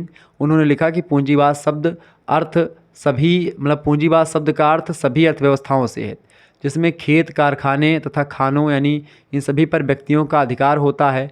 अब पर्टिकुलर व्यक्ति का अधिकार इन सभी पर अलग अलग होता है। इन उत्पादन के साधनों में जो काम करते हैं, ठीक है, जो काम करते हैं उनका उन पर अधिकार नहीं होता। उनका लाभ उन्हीं को मिलता है जिनका उन पर स्वामित्व होता है। यानी कि पूंजीवाद जो होता है उसमें संसार लाभ के उद्देश्य से चलता है, प्रेम के कारण नहीं चलता है। यानी कि पूंजीवाद हमेशा लाभ के सिद्धांत को फॉलो करता है और वो लाभ कमाना चाहता है, और उस लाभ कमाने में क्या होता है, काम पूंजीवाद के जो सिद्धांतकार है, जो निजी स्वामित्व होता है, यानी कि जो जैसे अंबानी ने फैक्ट्री लगवा दी तो क्या अंबानी जी काम खड़े करने थोड़ी ना आएंगे।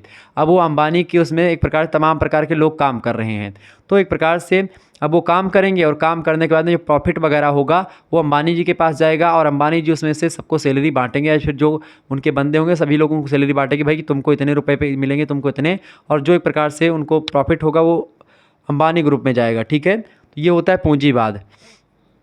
इसके अनुसार उद्योगों पर व्यक्तिगत स्वामित्व तथा लाभ का दृष्टिकोण पूंजीवाद का प्रधान लक्षण होता है। लाभ कमाने के लिए बेसिकली पूंजीवादी एक प्रकार से जो चीज़ें होती हैं वो स्थापित करी जाती हैं। आगे आगे देखते हैं, अगला क्वेश्चन आ चुका है, पूंजीवाद के कोई 5 दोष बताएं। पूंजीवाद के कई दोष हैं। पहला दोष है भ्रष्टाचार। पूंजीवादी व्यवस्था में ध्रुव तारा लाभ होता है।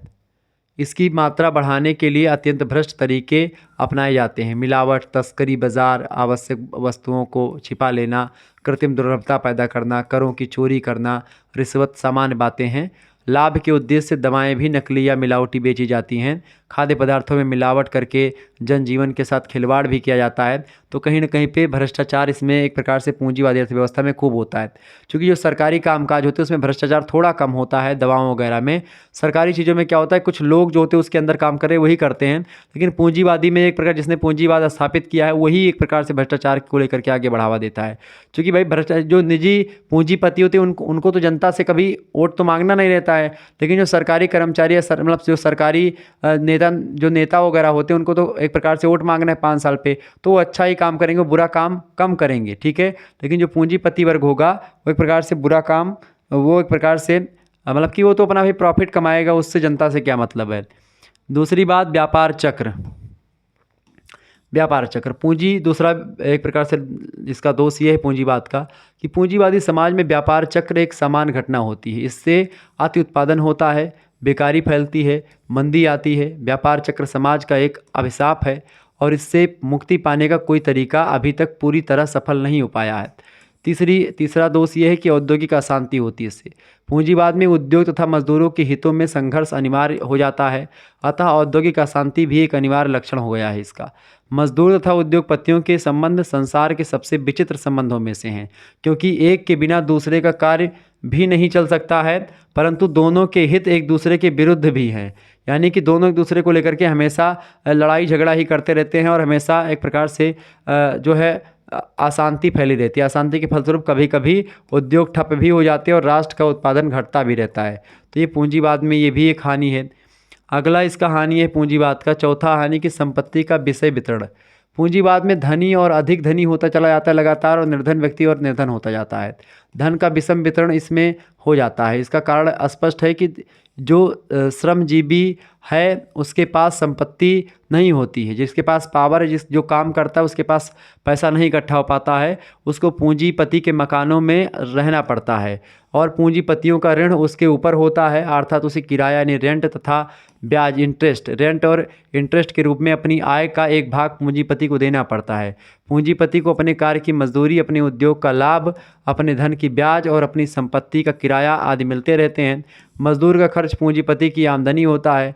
स्पष्ट है कि पूंजीवादी का धन बढ़ता जाएगा और मजदूर का जो होता है उसका एक प्रकार से धन घटता जाएगा और दोनों गरीब हो जाएंगे, क्योंकि मजदूर और गरीब होता जाएगा, पूंजीपति और अमीर होता जाएगा। ठीक है, आगे देखते हैं, अगला क्वेश्चन आ चुका है। अगला प्रश्न है भैया, फटाफट से आप देखेंगे, साम्राज्यवाद की ऐतिहासिक पृष्ठभूमि पर प्रकाश डालें। ऐतिहासिक पृष्ठभूमि, हिस्टोरिकल बैकग्राउंड ऑफ साम्राज्यवाद। तो विश्व में औद्योगिक क्रांति के पश्चात कच्चा माल प्राप्त करने और तैयार माल को खपाने के लिए बाज़ारों की खोज का अभियान जो है लगातार शुरू हुआ। इसी अभियान के अनेक बड़े बाज़ारों वाले प्रदेशों पर अधिकार कर लिया गया। इस प्रकार साम्राज्यवाद का जन्म हुआ। यानी कि जैसे इंग्लैंड वगैरह के देश जो थे, इंग्लैंड वगैरह, ब्रिटेन वगैरह, ब्रिटेन में ही इंग्लैंड पड़ता है, तो ब्रिटेन, फ्रांस, ऐसे तमाम, पुर्तगाल, ये सभी लोग एक प्रकार से व्यापार के उद्देश्य से अलग अलग देशों में जाने लगे। 17वीं शताब्दी के पूर्व में ही साम्राज्यवाद विभिन्न रूपों में विद्यमान रहा है। 7वीं शताब्दी की अगर बात की है, 17वीं शताब्दी में ब्रिटेन, फ्रांस, पुर्तगाली स्पेन, हॉलैंड आदि देशों ने नए नए प्रदेशों की खोज की और वहाँ अपने उपनिवेशों की मान्यता मतलब उपनिवेशों की स्थापना करी, अपने एक फैक्ट्री स्थापित करी। देशों से उन्हें अपने उद्योगों के लिए कच्चे माल की प्राप्ति तथा पक्के माल की बिक्री के लिए बाजार प्राप्त हुए। तो इस तरीके से वो एक प्रकार से जैसे भारत में आकर के यहाँ पर उपनिवेश स्थापित किया साम्राज्यवादी नीतियों को अपना करके, तो ऐसे हर देश में कर रहे थे ये लोग। अगला क्वेश्चन है नव उपनिवेशवाद से क्या अभिप्राय है। तो क्वामे एंड्रिकुमा ने नवीन उपनिवेशवाद का स्वरूप प्रकट करते हुए कहा कि नवीन उपनिवेशवाद का मूल तत्व है। उपनिवेशवाद का मतलब ये होता है जैसे इंग्लैंड ने भारत पर कब्जा किया, ऐसे ही इंग्लैंड ने अमेरिका को भी एक प्रकार से अपने अंडर में लिया था। ऐसे ही इंग्लैंड ने और भी देशों को अपने अंडर में दक्षिण मतलब अफ्रीका के देशों को रखा था, यानी कहीं ना कहीं पे फ्रांस ने कुछ देशों को रखा था।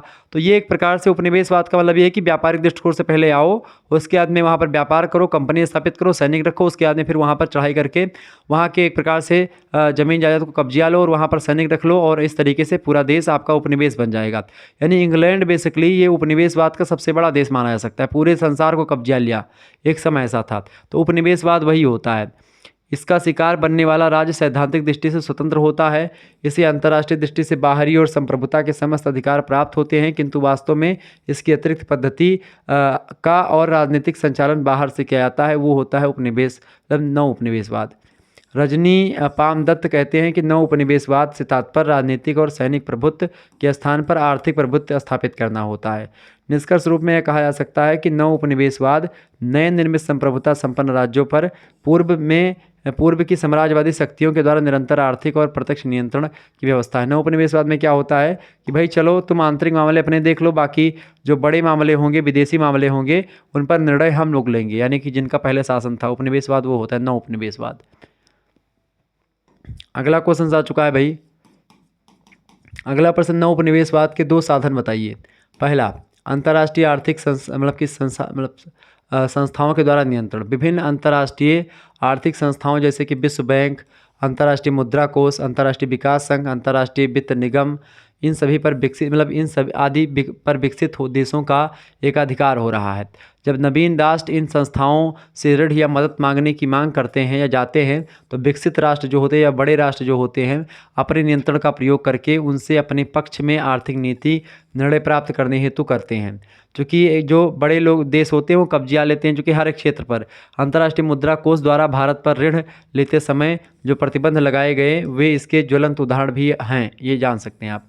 दूसरी, अनुषंगी राज्य के रूप में, यानी जब निर्धन तथा अल्प विकसित राष्ट्रों की अर्थव्यवस्था पूर्ण रूप से विदेशी शक्ति पर आश्रित हो जाती है, तो इन राष्ट्रों की अनुषंगी राज्य उन्हीं को कहते हैं।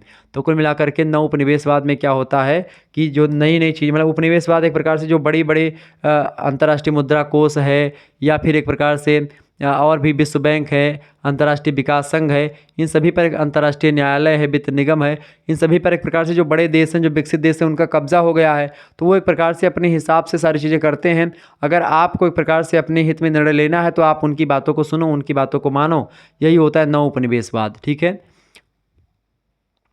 अगला क्वेश्चन आ चुका है भैया, मानवाधिकार का अर्थ बताएं। मानवाधिकार का अर्थ, अधिकार सामाजिक जीवन की वे दशाएं तथा सुविधाएं होती हैं जिनके अभाव में कोई भी व्यक्ति अपना समुचित विकास नहीं कर सकता।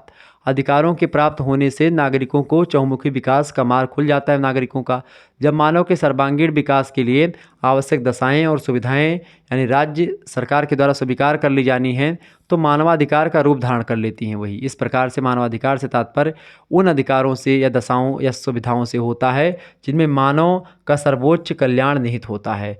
लास्की कहते हैं, लास्की एक विद्वान, उन्होंने कहा कि अधिकार राज्य की आधारशिला हैं। ये वे गुण होते हैं अधिकार जो राज्य शक्ति के प्रयोग को नैतिक रूप देते हैं। ये प्राकृतिक अधिकार इस अर्थ में हैं कि अच्छे जीवन के लिए उनका अस्तित्व आवश्यक है और नागरिकों के व्यक्तित्व में सर्वांगीण विकास तथा उनके जीवन के उत्थान एवं कल्याण हेतु अनेक राष्ट्रों के संविधानों के मूल अधिकारों की व्यवस्था की गई है। तो मानवाधिकार होते हैं। मानवाधिकार का बेसिकली मतलब ये होता है कि भाई कोई व्यक्ति, किसी भी देश का व्यक्ति हो, सभी का अपना अधिकार होता है, सभी को प्राकृतिक अधिकार मिलने चाहिए। इसी को लेकर के मानवाधिकारों की रक्षा के लिए मानवाधिकार आयोग भी बनाए गए हैं, जो कि एक प्रकार से हर एक देश के नागरिकों को समान दर्जे में ला करके खड़ा करते हैं। ठीक है,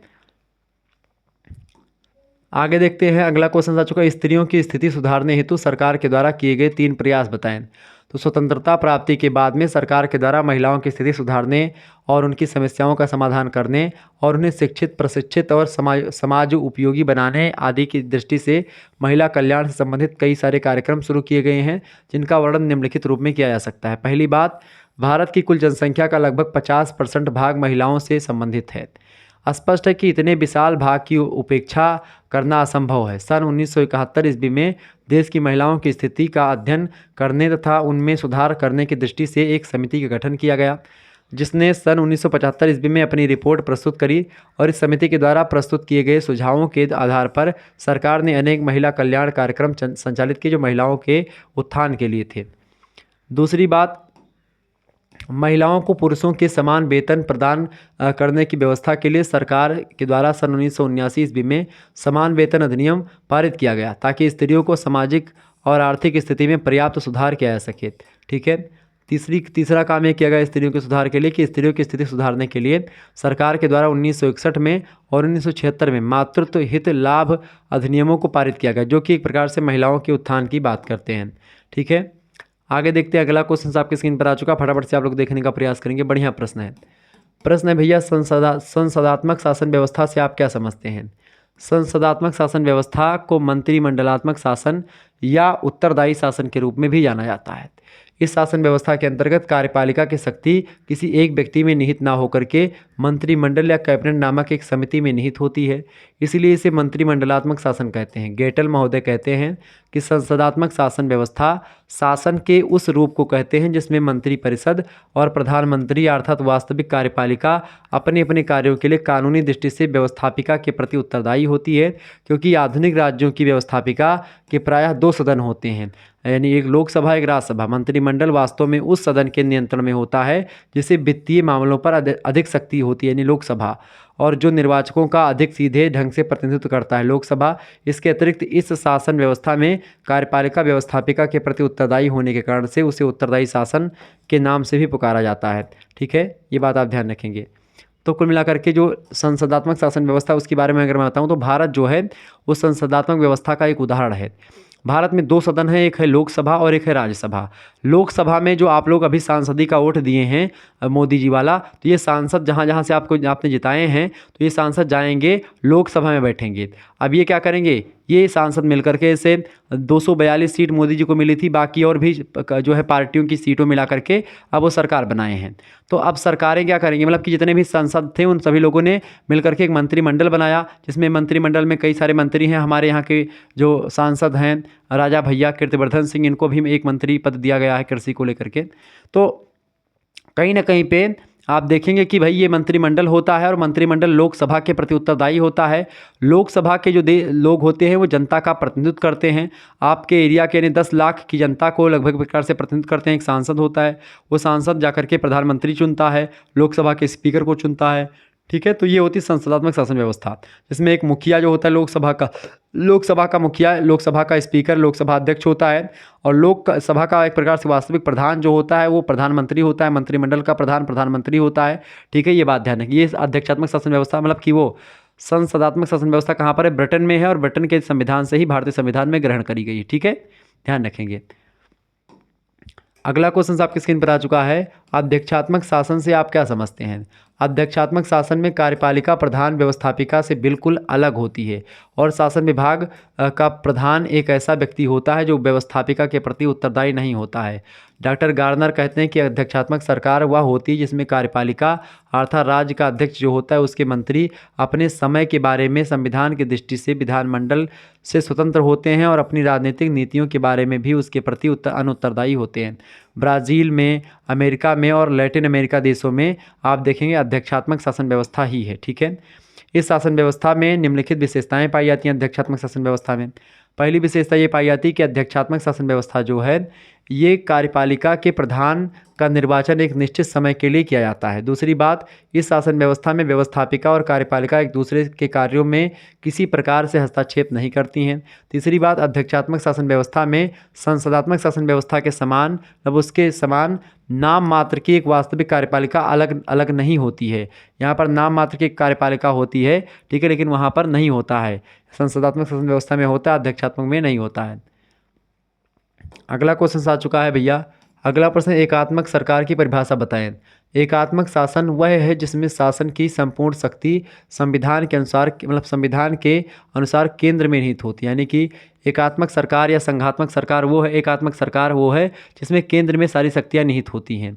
विविध स्थानीय सरकारें अपनी शक्ति केंद्रीय सरकार से प्राप्त करती हैं, वो होता है एकात्मक सरकार, जिसमें एक ही सरकार है जिसमें शक्तियाँ केंद्र के पास ही सारी निहित होती हैं। अगला क्वेश्चन से भैया, संघात्मक शासन से क्या अभिप्राय है। तो फाइनर महोदय कहते हैं कि संघीय राज्य वह राज्य है जिसमें अधिकतर या जिसमें अधिकार शक्ति का कुछ भाग स्थानीय क्षेत्रों में निहित होता है और दूसरा भाग स्थानीय क्षेत्रों के समुदाय के द्वारा विचारपूर्वक बनाई गई केंद्रीय संस्था को दिया जाता है। अर्थात संघात्मक शासन वह शासन है जिसमें राज्य शक्ति केंद्रीय अर्थात संघ की सरकार तथा राज्यों की सरकार दोनों के बीच में बटी हुई होती है। जैसे भारत वगैरह में कुछ शक्ति संघ के पास है और कुछ शक्ति भारत के पास मतलब कुछ शक्ति केंद्र के पास है। यानी कुछ मामलों में केंद्र सरकार स्वयं कानून बनाती है, कुछ मामलों में राज्य सरकारों को कानून बनाने का अधिकार है। तो ये एक प्रकार से संघात्मक शासन व्यवस्था यही होती है। बेसिकली संघात्मक शासन व्यवस्था का एक अच्छा उदाहरण कनाडा देश में आपको मिलेगा। अगला क्वेश्चन आ चुका है, राजनीतिक दलों के मुख्य कार्य क्या हैं। राजनीतिक दलों के निर्माण का आर्थिक आधार सर्वाधिक महत्वपूर्ण है। राजनीतिक दल जो कार्य करते हैं वे बहुत महत्वपूर्ण हैं। कुछ कारण इसके निम्नलिखित हैं। पहली बात, राजनीतिक दल यानी पॉलिटिकल पार्टी जो होती हैं वो एक प्रकार से जनता का समर्थन लेने के लिए अपनी योजनाओं का जोरदार प्रचार करते हैं। जैसे कि भाजपा ये राजनीतिक दल हैं, कांग्रेस राजनीतिक दल है, सपा राजनीतिक दल हैं, ये सब पॉलिटिकल पार्टी हैं। ठीक है, ये सब एक प्रकार से क्या करती हैं, वोट लेने के लिए काम करती हैं, बेसिकली जनता को अपनी तरफ लेने के लिए। सरकार का निर्माण करने के लिए राजनीतिक दल चुनाव में बहुमत प्राप्त करते हैं और ये लोग अपने दल में से ही मंत्री नियुक्त करते हैं। तीसरी बात, चुनाव में यदि किसी दल को बहुमत ना प्राप्त हो तो वह दल प्रतिपक्ष के रूप में महत्वपूर्ण भूमिका निभाता है। जैसे इस समय कांग्रेस है। चुनावों का सार्थकता मतलब कांग्रेस सपा ये सब विपक्ष ही हैं। ठीक है, सभी लोग मिल करके। तो चुनाव की सार्थकता राजनीतिक दलों से ही प्रकट होती है। चुनाव के समय में अपने घोषणा पत्र तैयार करते हैं राजनीतिक दल कि भाई हमको क्या बताना है, किस तरीके से काम करना है। पांचवी बात, राजनीतिक दल सरकार और जनता के बीच मध्यस्थता करते हैं।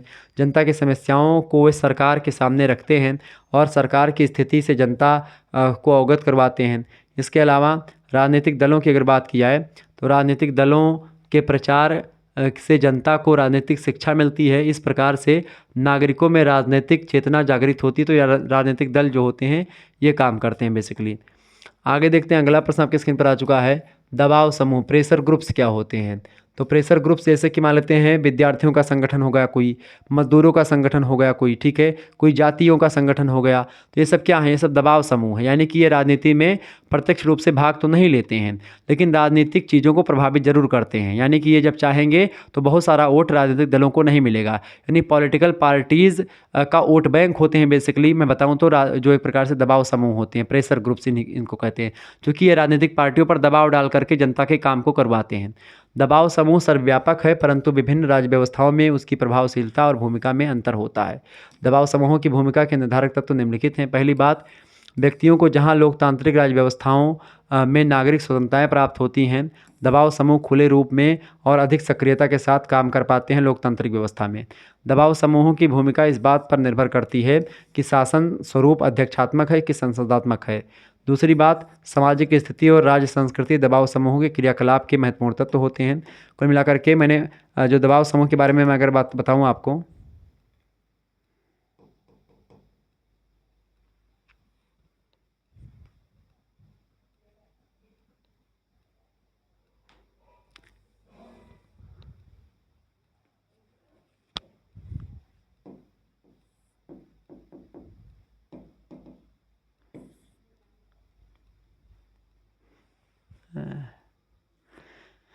एक मक्खी बैठ गई थी इस पे इसीलिए चल नहीं रहा था चले, तो ये दबाव समूह होते हैं। दबाव समूह में प्रेशर ग्रुप यानी कि ये राजनीतिक पार्टियों पर पॉलिटिकल पार्टीज़ पर प्रेशर क्रिएट करते हैं। ठीक है, अगला क्वेश्चन से व्यवस्थापिका की शक्तियों में ह्रास के क्या कारण है, यानी कमी क्यों होती है। व्यवस्थापिका जो होती है, व्यवस्थापिका क्या करती है, व्यवस्थापिका बेसिकली व्यवस्था करती है। खास करके संसदात्मक शासन व्यवस्था में व्यवस्थापिका, कार्यपालिका और न्यायपालिका तीन चीज़ें होती हैं। कार्यपालिका कानून को लागू करवाती है, व्यवस्थापिका कानून को एक प्रकार से बनाती है और जो न्यायपालिका होती है वो कानून से जुड़े हुए विवादों को निपटाती है। ठीक है, ये बात ध्यान रखेंगे। तो व्यवस्थापिका की शक्ति में काम मतलब कि कम इसलिए हो रही है क्योंकि कल्याणकारी राज्य की बात हो रही है। कल्याणकारी कार्य, विश्व के सभी लोकतांत्रिक देशों में कल्याणकारी कार्यों के महत्व में तीव्रता से वृद्धि होती जा रही है। इसके संपादन का संपूर्ण उत्तरदायित्व कार्यपालिका पर होता है, इस कारण से उसके प्रभाव में वृद्धि होती जा रही है। दूसरी बात, दलीय स्थिति। कार्यपालिका में सम्मिलित लोगों की दलीय स्थिति विधायिका के सदस्यों में अपेक्षाकृत अधिक श्रेष्ठ है, प्रभावशाली होती है। सभी लोकतांत्रिक प्रणालियों में वह प्रभावशाली नेता होता है, उसके प्रभाव और व्यक्तित्व के कारण ही कार्यपालिका के प्रभाव में वृद्धि और विधायिका के प्रभाव में ह्रास होता जा रहा है। ठीक है। तीसरी बात, कार्यपालिका की शक्ति कार्यपालिका की जो शासनिक स्थिति है वो शासन के संचालन का पूरा अधिकार कार्यपालिका का ही होता है। विधायिका के सदस्यों को अपने क्षेत्र की समस्याओं के समाधान और उनकी आवश्यकताओं की पूर्ति के लिए उनकी कृपा पर ही निर्भर रहना पड़ता है। उन्हें प्रभावित करने के लिए जो सदस्य जितना अधिक सफल रहता है उसे उतनी ही सफलता प्राप्त होती है। कार्यपालिका की इस प्रशासनिक स्थिति के कारण से उसके प्रभाव में वृद्धि और विधायिका के प्रभाव में ह्रास होता है। विधायिका जो कानून बनाती है, कार्यपालिका जो कानून को लागू करवाती है। ठीक है, आगे देखते हैं। अगला क्वेश्चन है न्यायपालिका की स्वतंत्रता का क्या अर्थ है। न्यायपालिका स्वतंत्रता की बात की जाए तो न्यायपालिका भारत में स्वतंत्र है। इससे पहला आशय यह है कि इससे शासन को एक स्वतंत्र अंग के रूप में होना चाहिए, अर्थात इसे किसी दूसरे के अधीनस्थ नहीं होना चाहिए। न्यायपालिका को, न्यायपालिका मतलब जो भारत का सुप्रीम कोर्ट है, हाई कोर्ट है, वो एक प्रकार से किसी के अंडर में ना आए, किसी के बहकावे में ना आए, किसी सरकार के कहने पर कोई निर्णय ना ले। वो स्वतंत्र होकर के निष्पक्ष जाँच करे और निष्पक्ष जाँच के अकॉर्डिंग जो सत्य हो उसका साथ दे। इसका दूसरा अर्थ ये है कि इसे विधायिका और कार्यपालिका के प्रभाव से मुक्त होना चाहिए। अगर विधायिका, सांसद, विधायक का, नेता मंत्री का, प्रधानमंत्री का अगर न्यायालयों में चल रहा है तो फिर वो स्वतंत्र नहीं, निष्पक्ष नहीं है। निष्पक्षता तब होगी जब कार्यपालिका और विधायिका इन दोनों का हाथ ना हो उसमें, इनके प्रभाव से मुक्त हो न्यायपालिका, अर्थात विधायिका और कार्यपालिका इसके निर्णयों को किसी प्रकार से या किसी रूप से प्रभावित ना करते हों। इसका तीसरा अर्थ ये होता है कि न्यायाधीश निर्णय करते समय अपने विवेक का प्रयोग करने के लिए पूर्ण रूप से स्वतंत्र हो, उन्हें निष्पक्ष और भयभीत रहने की समस्त परिस्थितियां विद्यमान हो, यानी कि एक प्रकार से वो डरे ना, निष्पक्षता के साथ एक प्रकार से अपना मत रखें, अपने न्याय दें। यहाँ यह बात स्पष्ट कर देनी आवश्यक है कि न्यायपालिका की स्वतंत्रता का यह आशय नहीं है कि वह संविधान और विधियों से मुक्त हो। संविधान के अंडर में रह करके निर्णय देगी, कानून के अंडर में रह करके न्यायपालिका निर्णय देगी। ये एक प्रकार से जो है, अगर इसका उल्लंघन करेगी तो एक प्रकार से नहीं रह जाएगा, यानी कि कानून के दायरे में रह करके वो निर्णय आपको देना चाहिए। इसके अलावा अगला पॉइंट ये है कि इस बात पर दबाव समूहों का प्रभाव निर्भर करता है कि राजनीतिक व्यवस्था में किस प्रकार की दलीय व्यवस्था है। कुछ दलों का आधार इतना संकुचित और सीमित होता है कि वे दबाव समूहों के ही रूप में काम करते हैं। चौथा बात है, दबाव समूह लंबे समय से संविधान से चले आ रहे हैं, उनके पास क्षमता, वित्तीय साधन, संगठन और सुयोग्य नेतृत्व है। तो ये सब चीज़ें आपको ध्यान रखनी होंगी। आगे देखते हैं।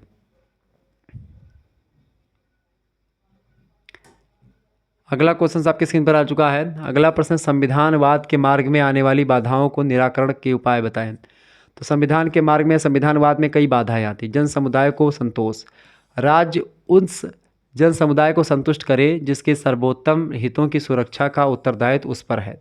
दूसरी बात, प्रभुसत्तात्मक शक्तियों का प्रयोग, अराजकता की स्थिति में से बचने के लिए राज्य प्रभुसत्तात्मक शक्तियाँ अपने पास रखे, क्योंकि ऐसा समाज जो अपने अंतर्गत प्रत्येक व्यक्ति को मनमानी करने देता है समाज, बल्कि अराजक जनसमूह मात्र हो जाता है उस दौरान। ठीक है, तो ये संविधानवाद के मार्ग में जो बाधा आती हैं उनके निराकरण में आप ये चीज़ें कर सकते हैं। इसके अलावा तीसरी बात, व्यक्तिगत अधिकारों की अक्षुण्णता। नागरिक समूह को यह विश्वास दिलाना चाहिए कि नागरिकों के व्यक्तिगत अधिकारों के इसके द्वारा अनावश्यक रूप से क्षति ना पहुँचे। ठीक है, इसके अलावा एकात्मक राज्यों में सुधार, एकात्मक राज्यों व्यवहारिक रूप से प्रभुसत्ता के वास्तविक विभाजन के उद्देश्य में कुछ सुधार किए जाएं, और इसके लिए ना तो संपूर्ण देश में स्थित एकमात्र विधानमंडल राज्य की विभिन्न इकाइयों में अत्यधिक दूर पड़ेंगे, और न ही विधानमंडल पर कार्य का बोझ इतना बढ़ जाएगा कि जनता अत्यधिक प्रतिनिधियों की कार्यवाहियों में रुचि लेने में उदासीन हो जाए, अथवा विधानमंडल का क्षेत्रों में संपर्क छूट जाए जिसका कि प्रतिनिधित्व करता हो। कुल मिलाकर के ये सब संविधानवाद में एक प्रकार से जो बाधा उसको दूर करने के काम है। अंतर्राष्ट्रीय प्रारूप, संवैधानिक लोकतंत्र प्रभावशाली रूपों से राष्ट्रीय स्तर पर कार्य जो है नहीं कर सकता। संविधानवाद एक अंतर्राष्ट्रीय नमूना विश्व के उस समस्त भाग के लिए बनता जा रहा है जिसका शासन लोकतंत्रीय रूप में एक प्रकार से होता है। संविधानवाद का मतलब ये होता है कि संविधान में जो चीज़ें लिखी हैं उसका पालन किया जाए, संविधान के नियम कायदे, संविधान के जो अनुच्छेद हैं उनके अकॉर्डिंग ही चला जाए, उनके विरोध में काम ना किया जाए। संविधानवाद को प्रभावी बनाने का यही एक प्रकार से तरीका है कि भाई संविधान के अकॉर्डिंग ही चला जाए, संविधान के नियम कायदों को माना जाए। अगला क्वेश्चन से अनुपातिक प्रतिनिधित्व प्रणाली क्या है। अनुपातिक प्रतिनिधित्व प्रणाली एक प्रकार से चुनाव की एक प्रणाली है, निर्वाचन की एक प्रणाली है, जो कि भारतीय जो राष्ट्रपति होते हैं उनके चुनाव में अनुपातिक प्रतिनिधित्व प्रणाली के अकॉर्डिंग ही चुनाव होता है।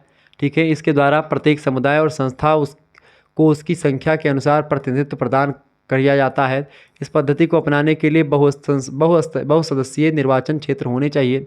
ऐसे निर्वाचन क्षेत्रों में प्रत्येक मतदाता को उतनी ही संख्या में मत देने का अधिकार होता है जितने उम्मीदवार चुने जाते हैं। जैसे कि मान लेते हैं राष्ट्रपति के चुनाव में कोई जनता वोट नहीं देती, जो सांसद विधायक होते हैं वही वोट देते हैं। ठीक है, तो वही एक मतलब वही होती है अनुपातिक प्रतिनिधित्व प्रणाली। इस प्रकार के चुनाव के अंतर्गत उन उम्मीदवारों को विजयी समझा जाता है जिन्हें अपेक्षाकृत बहुमत नहीं वरन मतदाताओं की एक निश्चित संख्या का समर्थन यानी चुनाव कोड प्राप्त हो जाए। इस प्रणाली में एकल संक्रमणीय मत यानी सिंगल जो है ट्रांसफरेबल वोट और सूची प्रणाली यानी लिस्ट सिस्टम पद्धति को अपनाया जाता है। ठीक है, ये राष्ट्रपति के चुनाव में ऐसी पद्धति का प्रयोग किया जाता है। पृथक निर्वाचन प्रणाली से आप क्या समझते हैं। पृथक निर्वाचन प्रणाली से आप क्या समझते हैं। तो पृथक निर्वाचन प्रणाली, इस प्रणाली में क्या होता है, निर्वाचन क्षेत्र मजहब या संप्रदाय के आधार पर बनाए जाते हैं। पृथक माने अलग। भारत में नवीन संविधान लागू होने से पूर्व इसी प्रणाली को आजमाया गया था। इस पद्धति के द्वारा विभिन्न संप्रदायों को मानने वाले के पृथक निर्वाचन क्षेत्र बना दिए जाते थे। एक संप्रदाय के व्यक्ति अपने प्रतिनिधियों का चुनाव अपने संप्रदाय में से कर सकते थे। मतलब कि अपने से मुसलमान लोग हैं तो मुसलमानों ने एक नेता बना दिया, हिंदुओं का एक नेता आ गया, दलितों का एक नेता आ गया, इस तरीके से। इस प्रकार मुसलमान, ईसाई, सिख आदि विभिन्न संप्रदायों के अलग अलग निर्वाचन क्षेत्र थे। भारत में सर्वप्रथम अंग्रेजों ने 1909 ईस्वी का अधिनियम जो बनाया था, ठीक है, उसमें मुसलमानों को अपने प्रतिनिधि अलग चुनने का अधिकार दिया गया था। इसी आधार पर 1919 का में जो आया था, वो सिखों को, हरिजनों को अपने प्रतिनिधि पृथक रूप से चुनने का अधिकार प्रदान किया गया था। इस तरीके से बांटने का एक प्रकार था भारत को। इस प्रणाली में मुस्लिम निर्वाचन क्षेत्रों में क्या हुआ कि प्रत्याशी ही खड़े हो सकते थे और उनके केवल मुसलमान ही मत यानी मुसलमान ही लोग उनको वोट देंगे, मुसलमान ही लोग खड़ा होगा। इसमें कई गंभीर दोष था। इसके राष्ट्रीय भावनाओं पर कुठाराघात होता था। धार्मिक और सांप्रदायिकता के विद्वेष प्रबल होते थे। चूँकि जब कोई केवल हिंदू ही खड़ा होगा, केवल मुसलमान ही खड़ा होगा, तो उससे विद्वेष की भावना उत्पन्न होगी। ठीक है, अगला क्वेश्चन है और लास्ट क्वेश्चन इस वीडियो का। देखिए, मताधिकार का शाब्दिक अर्थ क्या है। मत अधिकार यानी वोट डालने के अधिकार को मताधिकार कहते हैं। मत अधिकार दो शब्दों से मिलकर के बना है। पहला है मत और दूसरा है अधिकार, जिसका शाब्दिक अर्थ होता है मत देने या राय प्रकट करने का अधिकार। प्रजातंत्र राज्यों में साधारणतः नागरिकों को या नागरिक को विचार, लेखन या भाषण की स्वतंत्रता प्रदान करने या करके यह छूट दी जाती है कि यह किसी भी समस्या के संबंध में नागरिकों के द्वारा प्रकट किया जाने वाला मत राज्य के द्वारा स्वीकार कर लिया जाता है और नहीं भी किया जाता है। तो एक प्रकार से ये होता है आपका मत यानी कि मताधिकार। मताधिकार का मतलब होता है वोट डालने का अधिकार जो होता है वही मताधिकार होता है। तो इस तरीके से आप लोगों ने बहुत सारे प्रश्नों को समझा जो कि आपकी परीक्षा की दृष्टि से बहुत ही ज़्यादा महत्वपूर्ण थे। मिलते हैं फिर नेक्स्ट वीडियो में, तब तक के लिए जय हिंद, जय भारत। आप सभी का बहुत बहुत धन्यवाद। हमारे साथ जुड़ने के लिए इसी प्रकार से अपना प्यार हमेशा बनाए रखेंगे। ओके, वीडियो को लाइक कर दीजिएगा, चैनल पर अगर नए हैं तो सब्सक्राइब कर दीजिएगा, क्योंकि इसी प्रकार से वीडियोस मैं लगातार देता रहता हूँ। ठीक है, आपकी परीक्षा में यही प्रश्न आएंगे कल, तो आप इस वीडियो को 2 से 3 बार और देख लीजिएगा। ठीक है, बहुत बहुत धन्यवाद आप सभी का, बहुत बहुत धन्यवाद।